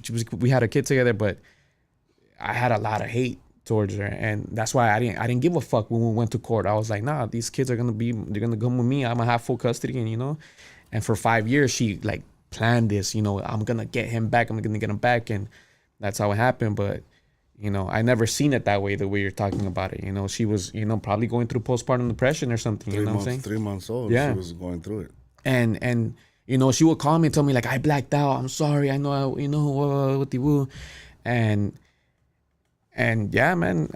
But I mean, what's the saying? You know, I can forgive, but I can't forget either. You know what I'm saying? I can't go back to that ever because it's just, you know, who knows what that person's capable of. You know what I'm saying? But now you realize that, yeah, maybe she was going through it. I think so, man. You know what I I'm think saying? so now. Because we don't talk about it. Yeah. It's something that we don't talk about, man. Postpartum, especially the whole macho thing, you know? Yeah.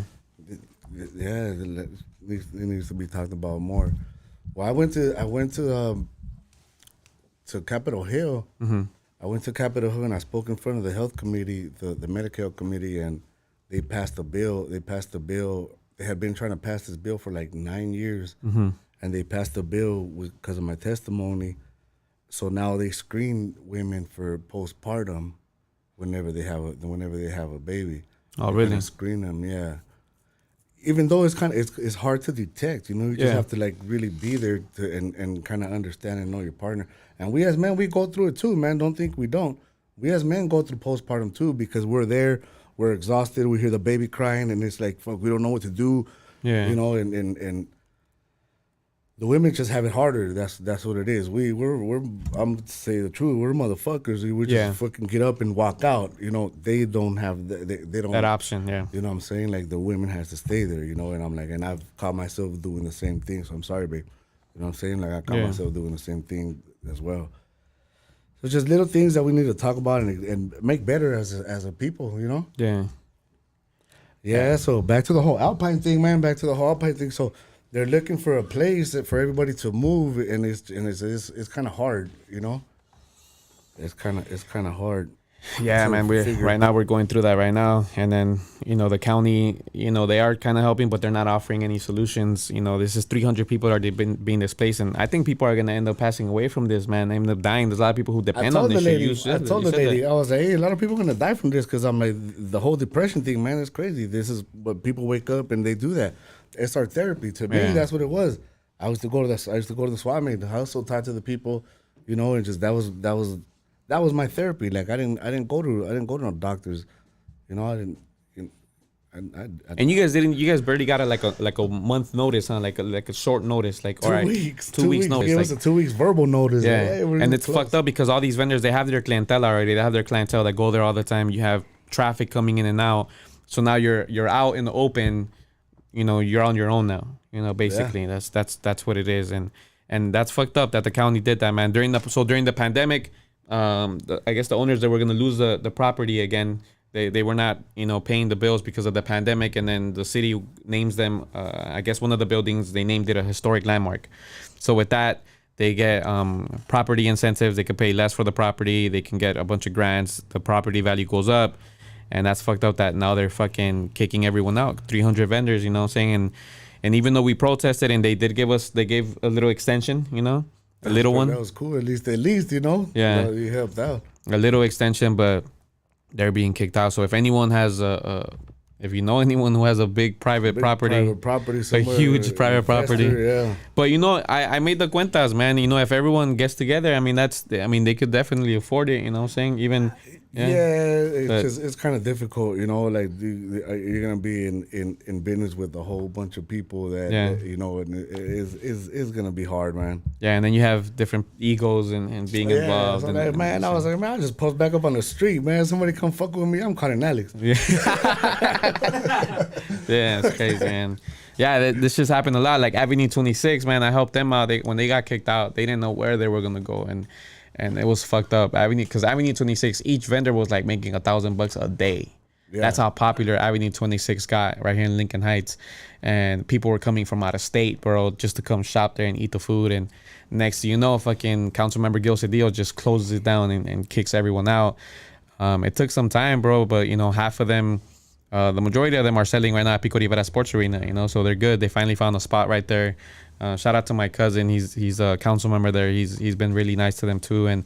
But the organizers from Avenue 26, man, se pusieron las pilas. They're really smart. They know how to organizing, and not a lot of people don't even know who runs that market, Avenue 26 Family Market, but because they don't like to show. Yeah, they don't like the exposure, but they do everything behind the scenes, man. And now they have like celebrities coming through. They have comedy night, you know, on the weekend. So I know Alpine Village has way more vendors, but I'm hoping that something good comes out of it, man. So It's gonna be hard, but yeah, it's just fucked up shit, man. It's what I'm talking about, man, and that we're struggling in our communities, and then now it's fucked up that like they're kicking them out, right? But now they can't even go sell on the street. They can't even choose a spot there because then the city's gonna shut them down. Mess with them, yeah.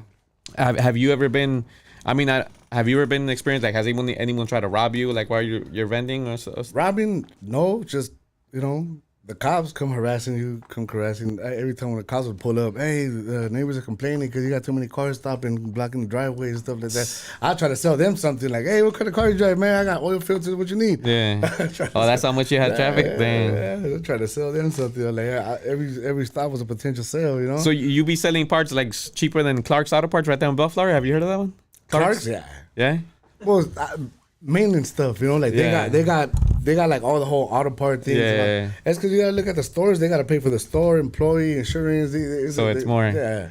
Yeah, because that's my spot right there. Clark's Auto Parts in Bellflower. They be selling everything cheaper, like sometimes half the price from compared to O'Reilly's and AutoZone. So yeah, big corporations they tax. Yeah, big time. Well, what are your thoughts on them? They just. I used to work for it was a Track Auto back in the day. Okay. And then they turned to Craig, and I was there on the changeover. Yeah. Yeah, so that's kind of where I learned the hustle, the whole. Wait, so Craigan is O'Reilly's, right? Now Craigan is now O'Reilly's. Craigan is O'Reilly's. And before Track Auto used to be Checkers. So there's a whole corporation thing. They hustle. Yeah. They change over just to watch the money or whatever. However. You ever think about having that? Building your own big business like that? Yeah, it's just hard, man. Yeah. It's just hard. You need a lot of investors. There's a lot of money to do all of that. It's just difficult. It's difficult to do it like that. Yeah, it's possible though, man. It's definitely possible. I say this story all the time. I worked at a small ass company, bro, in 2005. I was 17 years old, and it was a small company. They would sell clothes online, and it was called Revolve Clothing, and it was owned by two Mikes. There were two young guys, they were like 24 when they started it, and I was one of their first employees, bro. Our warehouse was like as small, probably as twice as big as the studio. Really small warehouse. Man, I remember when investors would come in. I remember the owner, he would have a beat up Toyota Celica, and we all had better cars than him. But he was like, "Nah, the first 3 years I'm not gonna spend anything." And I left in 2008 because since I was like back like by 2006, I was the number one in seniority. Like I was young, but I was the one who had been there the longest. Yeah. So these guys, Mikes, they would let me go in late. Let me leave early. When you're 18, well, by the end of the week, I had like literally nothing on my paycheck because I was just like fucking around, So I had to leave, and bro, now that he's a billionaire now, though. Yeah. He's a fucking huge. Yeah. Revolve, I worked with them. I was from 2005 to 2008. And both Mikes, man, they were like the yin and yang. Mike K, he was like the one who had the beat up car, and then the other Mike was a splurger. He'll spend everything. The motherfucker was going to all the games and stuff like that. But it worked out, bro. It worked out, and look at them. I look at them now, and they're over there with Kim Kardashian and just everyone. And I give it up to them because even though like I might say all the time, I'm a socialist, I'm an anti-capitalist, but we have to use the system we have now. I'm just trying to make it easier for everyone else. You know what I'm saying? But we have to be capitalists at the end, and we have to start a business or use a phone and use a gas vehicle to move our to make it easier for the next generation as far as our families. So Mike was really patient for them to go through that, man. So you never know, man. You never know. You might end up doing something like that, but. Yeah, I trip out, man. I trip out when I see them. Pushing that kind of one. I need help, man, to try to build a little nonprofit for mental health. Yeah, that's important. Like for men and women's mental health, pretty much. Really try to figure some kind of like a babysitting thing to help women who feel like they're going through here. Bring your baby here. You get your therapy. You got you're all in one whole facility. We're the only major country in the world that does not have universal health care. Everyone else, every other country that is not a third world country has universal health care. So it's a for-profit system, and that affects us a lot. That's why I worked for I was managing Bernie Sanders' campaign. He's a big advocate for universal health care, and he's against big pharma. He wants mental health access to be accessible to everyone as it should be. You know what I'm saying? Like that. Like and it sucks because once you're making over 40 or 50K a year, you have to, that shit is very, very expensive to get therapy, to even speech therapy, to talk to a therapist, and it's close to impossible, man. And that's why we end up fucking, you know, caging everything in, and we end up exploding one day.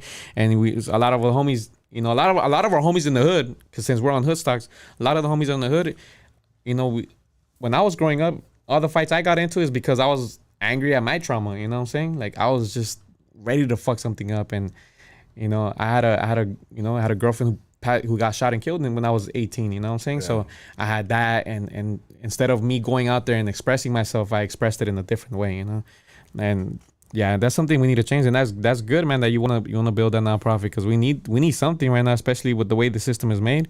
We definitely need something. We you know, I say this all the time, man. If you're out riding a bicycle and you break a leg, you know what I'm saying, you go to the hospital, right? You go to the doctor. We go through something traumatic in our life, we go to work. Yeah. we don't get help, man. We don't get help. And then we wonder sometimes why, you know, it's really big, man. My older brother, he committed suicide, bro. And I never would have thought, man. I never thought that he would have been the last one. For me to think that he would have, dude, this guy was a straight arrow, bro. He went to college, first one to go to college, first one to buy a house. You know what I'm saying? He was an engineer. And then I get mad sometimes, bro, because when I'm like struggling financially, sometimes I'm like, man, this motherfucker had everything and he just decided to go out like that. But I get it. Sometimes you don't have to go through something to actually get it, right? Yeah. To actually go through that. And my other homie too, one of my best friends, James, out here in LA, this motherfucker could never afford rent, always struggling financially. He's like, you know what, I'm gonna take off. I'm gonna go to Vegas. He goes to Vegas. In 5 years, bro, now he owns 2 barbershops. He owns an ATM business, has the most money ever in his life. And last year, he went through depression, bro. And I was pissed off. I was like, mother, you didn't choose to get depressed when you were out here, when you had nothing. Like, we were literally struggling. Now you have everything in your life. And now you're going through it. Like, he's going through anxiety and depression. And luckily now he's doing better. And I'm so glad that he survived that, bro, because my brother didn't, man. And my brother never got therapy.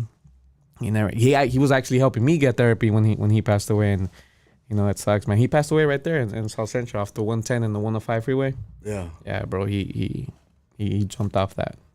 Oh, no way. Yeah, at 35 years old, bro. And now I'm 35. He was 8 years older than me. And ever since then, man, I'm like a really big advocate for mental health, man. It's super important, bro, because there's a lot of good people out there. There's a lot of good people out there that should be here, you know? There's a lot of good people out there that should be here because of mental health, There's man. a legend of a guy in downtown LA was a very wealthy, big, very big in the Rolex game, and the same, man. Stephen Brown, rest in peace, Stephen Brown's LAX's buddy. He the dude was rich, filthy rich, man. Had everything he needed, absolutely everything. 100 Rolexes, man. Successful dude. And he took off. Yeah, and they left. It blew his brains out, man. And nobody knows why. Like, dude, like, you didn't need nothing in life. So it's like, maybe, is that what helped me? Like, because people, when that happened with me, a lot of people donated money, over 100,000, and I didn't see myself spending that money. Like, you know, I just lost my daughters. I didn't care about that stupid money. So I just, like, gave it back. Like, you know, organizations here to help pay for a lawyer there. Wow. You know, so I think what helped me was just that, the Alpine Village, man, just being out there, just hustling, and you know, and having the right people around you, you know, to help you stay above water. It's kind of hard. It's hard, but it's a struggle. It's an everyday struggle, man. But you got to keep on pushing, you know. Yeah, definitely, man. I was raised in the palenques here in LA, and it's like, what's that? What's up, palenques? The palenques is the pits. The rooster pits. Oh, okay. I was raised in the palenques here, and I don't have to talk about it too much because it's kind of illegal, you know what I'm saying? But it's a whole nother subject right there.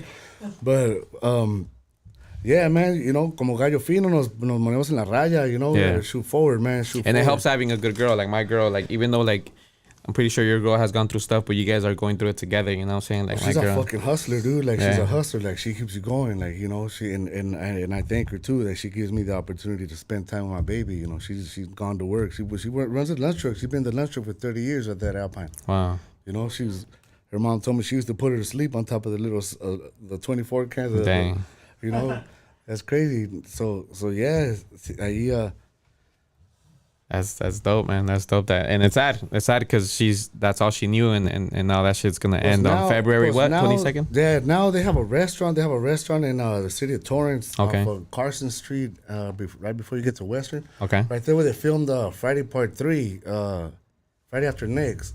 Okay, where there were securities. The top flight security. Yeah. Yeah, the donut shop. Okay. The donut shop right there. Okay. So they got a restaurant there now. So that's La Placita. It's called La Placita. It's called La Placita. All right, support La Placita. And then there's an ice cream parlor, se llama Brain Freeze. Okay. It's Italian ice cream, man. It's delicious. No sugar. It's really, really good. Gotta Come try by and that check it out. Yeah. For sure, definitely, man. Yeah, We gotta that's support probably that. that's probably where she's gonna park at right now. In Yeah. the meantime, you know, while Alpine's close till she figures out where to be at. Okay. Post up right there. We'll be right there with the top flight security. With Craig. That's great, man. Well, I'm glad that you've been able to help people, man. And like I said, you're resilient, bro. Like you, ni se puede explicar. You can't even explain the darkness that you've been through, man. But I salute you for being here, and Thank you. you're a hustler. You're a warrior, dog, and you know, being out there, you know, helping these other vendors too, you know. So we're definitely gonna be there for you, man. Ahí And, estamos, man, echándole ganas a todo, para todos. Y aquí estamos para ayudarle a la gente, para ayudarles, you know, Yeah. say whatever we can, you know. And it goes both ways. It ain't just go your way, you know what Yeah. I'm saying? Some of you vendors, some of you vendors, uno de ustedes vendedores, some of you guys are not too nice. You know what I'm saying? I had an issue with one time. Oh, yeah? That fool tried to kick me out. And I'm going to talk about it because, he tried to call goons on me. at the Right there in Wilmington, when I was like, hey, dog, this fool tried to call goons on me. Nigga, I'm the goon, fool. You know what I'm saying? Wait, Wilmington and what? I was on PCH and Figueroa in Wilmington, the Popocero over there. Oh, you were selling there? I posted up one day. I was at Alpine and, and my homie lives in Wilmington. Yeah. So hey, let's go have a beer. Fuck it, we went and let's go kick it right there Yeah. at that corner. You know, they just post up right there. So I went and I posted up on the inside, not on the sidewalk, because I know that's where the vendors are at, selling their food on the sidewalk. My homie sells barbecue right there, and he was already packing it up, it up, and he left. So quedó un lugar abierto ahí. I still didn't post up, but here comes a highway patrol, and he kicks me out from inside the parking lot, because it's a parking ride. So he kicks me out, and he's like, no, just go right there to the sidewalk. Yeah. You can't be inside. I was like, all right, fuck it. So I put my stuff out there, the batteries and the oil shit's heavy, you know what I'm saying? So I didn't want to fucking move it. So I went over there and posted it in the front. And here comes this dude, the popocero guy, hey, ¿de qué son esas cosas de ahí? And I'm like, oh, this nigga's gonna come here and start tripping because he's already walking around with his chest out. ¿De qué son esas cosas ahí? And I didn't say nothing. Si no mueven esas cosas ahí, se las voy a tirar al suelo. I was like, man, compa, tú tocas una de esas cajas, no vuelves a vender aquí, homie. You know what I'm saying? Like, you crazy as fuck. Go ahead, go, nigga. You know what I'm saying? Yeah. Oh, que sí, que sabe, que este es mi lugar, que yo tengo aquí 2 años y mira toda la grasa del suelo, todo eso es mío. Yeah. Luego te da gracia a eso, motherfucker. Like, you know what I'm saying? Like, you dirty fuck. Shit. You know what I'm saying? So yeah. And then he called, he tried to call people? He called on the phone and he tried to, hey, estamos aquí, que dice que, oh, I'm like, oh. Hey, you trying to call goons, nigga? I'm like, mira, compa, yo no soy tu vieja, though. Yeah. A mí no me vas a andar hablando como tú tu vieja, hombre. I'm like, That shit hurts me the most, man, when I see vendors. Right now, I'm actually I'm helping organize them right there on Fig and PCH, man. And they ain't right. They're over there trying to. Dude, it's been hard, bro, because it's a lot of infighting and it feels like they're all my kids right now. Right now we're gonna have a meeting on Wednesday. Se están peleando el Saturday, but I'm trying to help out. But you know, there's been situations that, you know, and I say this all the time. You know, if you're a vendor that attacks another vendor, you're just an infiltrator to me. Like, we're gonna call you out. In Pomona, man, there was a lady that put her fruit cart next to, like, close to another fruit vendor, right? And I knew her. I would pass by and give her pepper spray and body cameras and stuff like that. And I would say hi to her because my girl is a bus driver in Pomona. So we would always pass by and say hi to her. And next thing you know, the guy who was near her tells me, hey, man, I got robbed. Like, some guys came and beat me up and they took the whole fruit cart and robbed me. And then he didn't know who it was. And then later we end up finding out that it was the other vendor's husband. So that lady sent those guys to go beat him up and to take her car. And when I called her, I was like, "Señora, su esposo hizo esto?" "No, that's a lie. That's a lie. I would never do that, this and that." And like a day later, bro, her husband ends up getting arrested because they caught him. They caught him selling that fruit cart that was worth $4,000. Motherfucker sold it for $200 on OfferUp. So that got me mad. We put him on blast, bro. That's just it's on my page. It's on my page. I put him on blast, and it hurts me, man. It hurts me, but that's not. Yeah, it's not cool, so man. They're not all fucking humble. Not all motherfucking humble. You know. That is not cool. I'm gonna give you a good example. At Alpine Village, my girl's family been paying Alpine Village at $3,000-$4,000 a month right there every month. You know what I'm saying? Yeah. For 30 years. Out of nowhere comes all these vendors start parking all the way out on the street. You know, they had never been there because security was tight before. Right. So lately, se pusieron un chingo de vendors. You seen it all the way outside. And like, we ain't go fucking with them. I ain't go fucking them. I never went over there fucking with them. You know what I'm saying? Like, I'm like, it's fucked up because they don't pay nothing out there. Like, they don't care about fucking cochinero que hacen allá afuera and all that, you know, sneaky food inside the swami. Well, these people over here paying for, you know, to sell it for the priority. So you know, it's cool. It's good to help them, but a lot of them need to be humbled down too, though. The money kind of gets to them, you know. It's a tough subject. It's definitely a tough subject. That's not. It's a lot of stuff that I don't talk about too. Like a lot of flower vendors.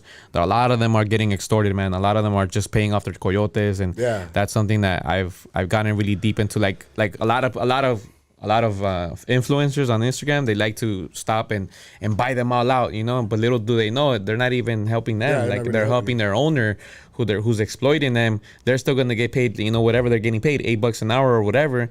And you're just buying them out for your social media. You don't even know what the fuck you're doing. So it sucks, man. It sucks. It's a lot of shit that's going down. But you know, we're trying our best. But yeah, it's a subject that we haven't talked about, but it's a trip to try to help out. It's good to try to help out, but at the end of the day, you got to realize, who are you really helping out? Yeah, you know what I'm saying? Like, who are you really helping out? There's a lot of, and it's a crazy subject because I'm like, well, and then sometimes like I go back to like, you know what, man? I'm just gonna help out the elotero that pushing the cart. Like, I don't know why I get involved with helping loncheras and all this other stuff now, but you know, that's how my heart is at. You know, when you're a little kid and you see the elotero walking by, that's a street vendor. You know, that's the people that, you know, I think you need the help the most. But man, it's thank you for coming on here, man. I really appreciate that, man. Is there any last message you want to send out to the people, man?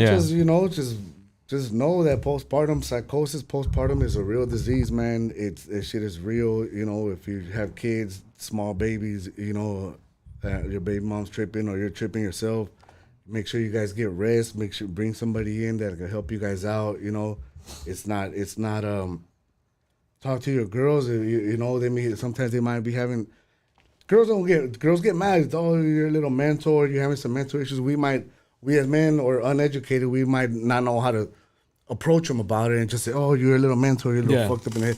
We don't know how to say it, and we need to learn that.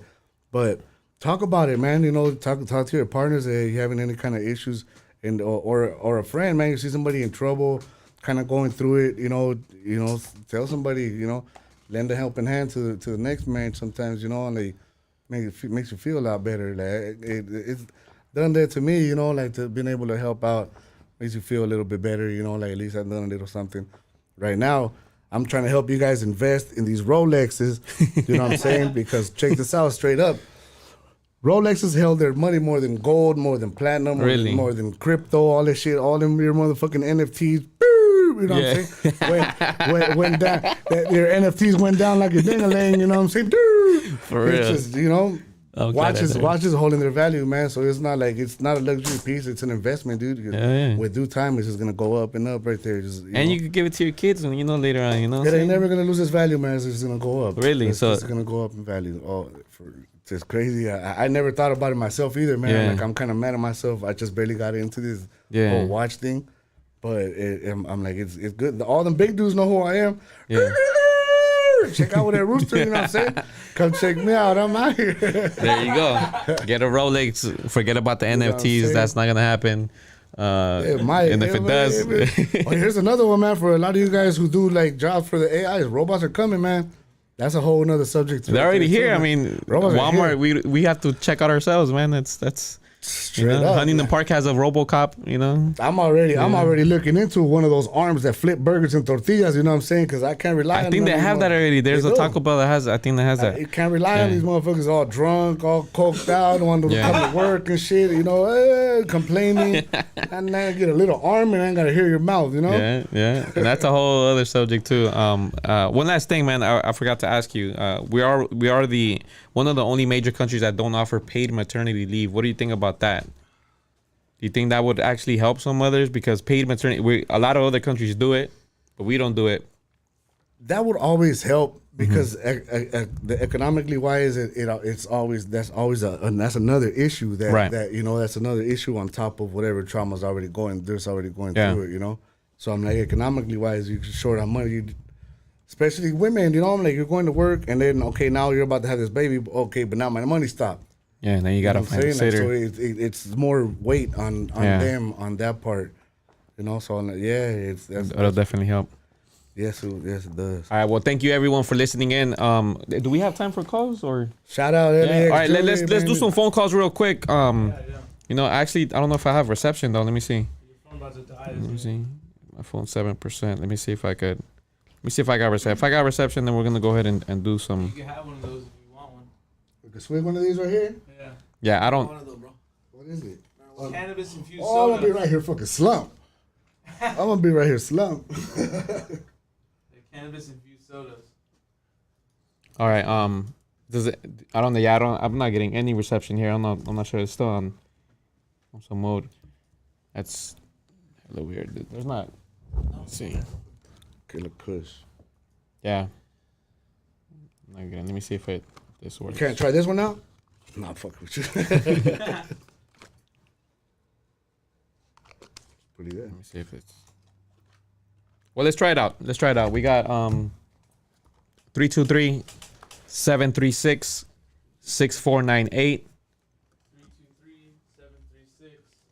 And I'm gonna connect to the. Connect me to the Bluetooth. Yeah. So we're gonna connect it right now. If there's anyone that wants to call in and ask any questions, whether it was regarding the boxing earlier with Bad Boys Boxing Club, and we got some questions for Rudy. Okay. All right. Okay, that was a call. Oh, that was mine. All right, so here we go. 323-736-6498. If you have any questions, feel free to call in right now.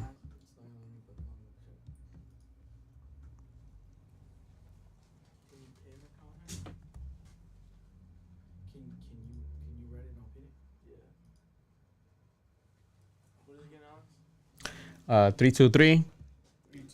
323-736-6498. All right, here we go.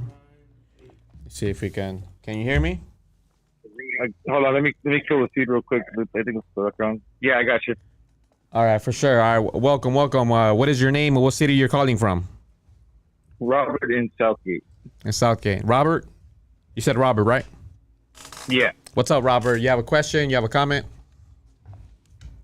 Just a question and a comment. With the, just want to thank Alex for everything he does. Does a lot of work with my brother with Buried Under the Blue, with the Alpine Village thing.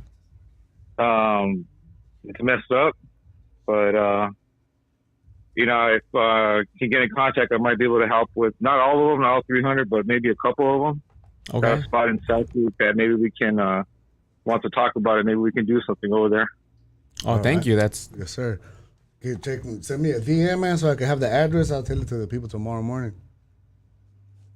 Yeah, something we've been looking into over at the property that we have. I belong to an organization that has a paid off property. It's just kind of skeptical because in Southgate they're like pure anti-street vendor, anti-vending anything, Right. and that's like our city council that does that. Especially that guy Gil Hurtado and Maria Davila, like they're on record as blasting street vendors. So that's the only thing that's kept us back from like doing a little swap beat on the property that we have. So, but I'd like to help. I talk to the people that own it also, and maybe we can help, not all of them, but maybe we can do something over here. Oh yeah, that'll be dope, man. Well, thank you. You can DM at Rooster on Instagram, and you guys can get to talking. I really appreciate that. So you're Vincent's brother, right? Yeah, I'm his older brother. Oh, nice to meet you, man. Thank you. Vincent's a really knowledgeable guy, so I'm guessing he's gotten it from you. So thank you for the stuff that you're doing. Hey, I didn't know you can run that fast, bro. I keep watching that video, and I was like, oh, you got some waves on you, bro. Yeah, that was crazy, man. That was I tried to do a little spin move, try to get them away from me, but it didn't work. I think I stepped on over the banner. It was pretty crazy, So You got your message out, bro. You got the message out. No, but you know what? I appreciate your work. I watch your reel. I follow you all the time, dude. Thanks for throwing Southgate out there in the negative way, which it should be, as far as street vending goes. Yeah, and, they just harass. They use all the means that we pay taxes on, all the resources to push these people out. The ironic thing, and I know you probably press on time. The ironic thing is they're having an event where they're going to have food trucks out there, and you were out here a couple of months ago with that Vidia truck. Yeah, I don't know if you remember that one. So they're harassing them, but yet they're bringing some in just because se les conviene, Yeah, that's how like City of Bell does it too. It sucks, man. That's why I don't even try with Southgate. It's like I should, man. Keep trying, bro. Keep trying. You'll have a lot of support out here. También con el what's South Central Audit, dude? Yeah, that guy's out being the people out here, man. Yeah. Shout out to that was in the face. Yeah. Shout out to South Central Audit, man. He's out there. He be in their face. Definitely. Yeah, man. I mean, I think some people have to go, get those free boxing lessons on Saturdays because that guy's going out there like a beast, dude. But you know what? Like they bring the knowledge with them, and that's the power, man. Because they can't touch you with that. Yeah, definitely. Thank you, man. It takes people like you and your brother, to learn from, and just continuing doing the work, man. Just putting the gas on the pedal. That's basically it. All right, guys. I appreciate everything you do. I'll keep following you, keep spreading the word, and I know you got to talk to other people. But thanks again, man. Thank you. I appreciate it. Thank you for calling. Thank you. Anybody else that wants to call? I know it's 9:00. I know it's a little late. We'll do one more call right now if anybody wants to call in, if I have reception. But Someone said T-Mobile's down right now. oh yeah, I have T-Mobile. That's what it is. That's what it is. No wonder I was just like, what the hell is going on? When I pay my bill. Oh well, I think we all need some time away from our phones, right? Like yeah. It's crazy, dude. It's like a limb now. It's like losing a leg and shit. Like, The new luxury is offline. All right, we're gonna do one more call. See who's this. Hello, how's it going? Can you hear me? Let me know your name and where you're calling from. Oh, they hung up. That was from Mexico. We got someone watching from Mexico. That was a Mexico number. We'll give it a minute to see if they will call back. Number's 323-736-6498. Yeah, man. So the person who just called, he's actually part of the families that, well, his grandma, because I met her, she lived where Dodger Stadium is at. When she tells me stories, like when she was 15, is when she remembers getting dragged out of her house to having to move out. And they lied to them. They said that they were going to build affordable housing, but it wasn't, and they said that they were going to have first dibs, you were going to be the first ones to come live here. And then instead they built the Dodger Stadium. It's yeah. Do you unmute me right there, the first one? Go ahead. Do you we had a podcast on Saturday, and a caller called in, and she told Lucky that he shouldn't be wearing that LA Dodgers hat because of what they've done to the community. And just speaking on that, the Chavez Ravine is part of that. So yeah, do you wear LA Dodger fitteds? Not anymore, man. Ever since I knew about the history, bro, but you hear about a bunch of injustices, right? Like just a bunch of displacements going on in the history, but I was at a concert and they gave me a sticker and I got mad because I was like, what the fuck, displacers? Like, what the fuck is this? Trying to talk shit about my Dodgers? And then that's when I started looking into it and I was like, man, this is fucked up, It's kind of like what's happening with Alpine Village. And that's when I told my girl, because I'm a big I'm a big. I love watching YouTubers. At that point, I was watching Vitaly. You remember Vitaly? Yeah. And I used to see Vitaly run on the field at the World Cup and a bunch of stuff, and I would see him partying the same night. So I was like, this must not be that bad. So yeah, I don't wear as much as I want to sometimes because it looks good. You know what I'm saying? The color, that's my favorite color too. It's royal blue. We're used to it. We grew up with it, you know. Yeah, exactly. But I don't wear it because out of respect for the families and out of respect just until we get justice. Yeah, man, I don't wear it. That's crazy because now I look at my stuff, like my hats and my jackets and all that. I'm like, and I think about him, man. Like, fuck. I got this fucking Dodger gear on, like, fuck. Yeah, yeah. So he was hard wearing... to put it down. Yeah. But she was like super like, oh shit, letting him know. Oh damn, what it was. That's crazy. That's good though. That's good that you're calling him out. Just thought I'd chime in because that kind of. Yeah, that person that called in, we'll let you call back right now, real quick. Yeah. Oh, yeah. So she was Puppy from Pico Rivera was her name. Puppy from Pico Rivera. Yeah. Yeah. She first called in as anonymous, and then then Lucky hung up on her, and she gave us. Yeah. She gave him his flowers, and that was during the King Little G recap. Yeah, the recap video. Yeah. Yeah. Yeah.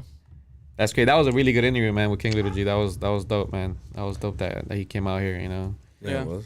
Yeah, you know, I've known Alex for a while. You know, we used to kick it back in the day, you know. So used to rap. Yeah, I used to rap. Yeah. What was your rapper's name? Legit. Legit, because I used to sell weed back in the days, and then when the cops wouldn't find weed in my car no more, he was like, "The fuck, you're legit now, puppet? Like, what the fuck is this? You're legit? You're legit now?" Like, yeah, I'm legit now, and that's how I got stuck. But I actually stopped rapping because of my brother, bro. Yeah, when he passed away, I never touched it again. All right, we're gonna do this one last call. What is your name and what city are you calling from? Yeah, what's up? How's it going? It's Nomo. I just wanted to give a brief call to commend you guys and everything that you guys are doing for folks out there, man. There's not a lot of people that take initiative and do anything to inspire, especially to help our old people. Most times, you know, we have this stigma that we're crabs in the bucket, you know, but, you know, fine gentlemen like yourself, you know, and the other gentlemen that called in to help out a boy, you know, we need more people like you guys out in this world for us to advance together as a race. Definitely, man. Definitely. That's actually my homie Nomo, and I used to rap with him calling in, and he's in Mexico. And Nomo, you and I, we you knew Alex too, and we used to all kick it right back in the day. Yes, sir. Yes, sir, man. Shout out to you too, Nomo, man. You're another person, man, that's very resilient. You know, being out here in the hood and then having to go out there back home, you know what I'm saying? Because the way the system is, man, and you haven't given up, man. So we know we miss you, dog, and, you know, we hope one day you can come back, man. No, you're definitely, man. Be around. You know how it is. For sure, man. Well, you guys have yourself a beautiful night, man. Gracias. And old boy, keep up that energy, man. He has a great, awesome energy, man, and many blessings his way. That's right. Thank you, man. Have a good one. Stay up out there, man. All right. Well, with that, we're going to end this podcast. Thank you so much, Rudy. Yes, sir. I really appreciate it. It's a pleasure. Thank We're going to be in touch, man. And thank you for joining this podcast and, support and protect street vendors.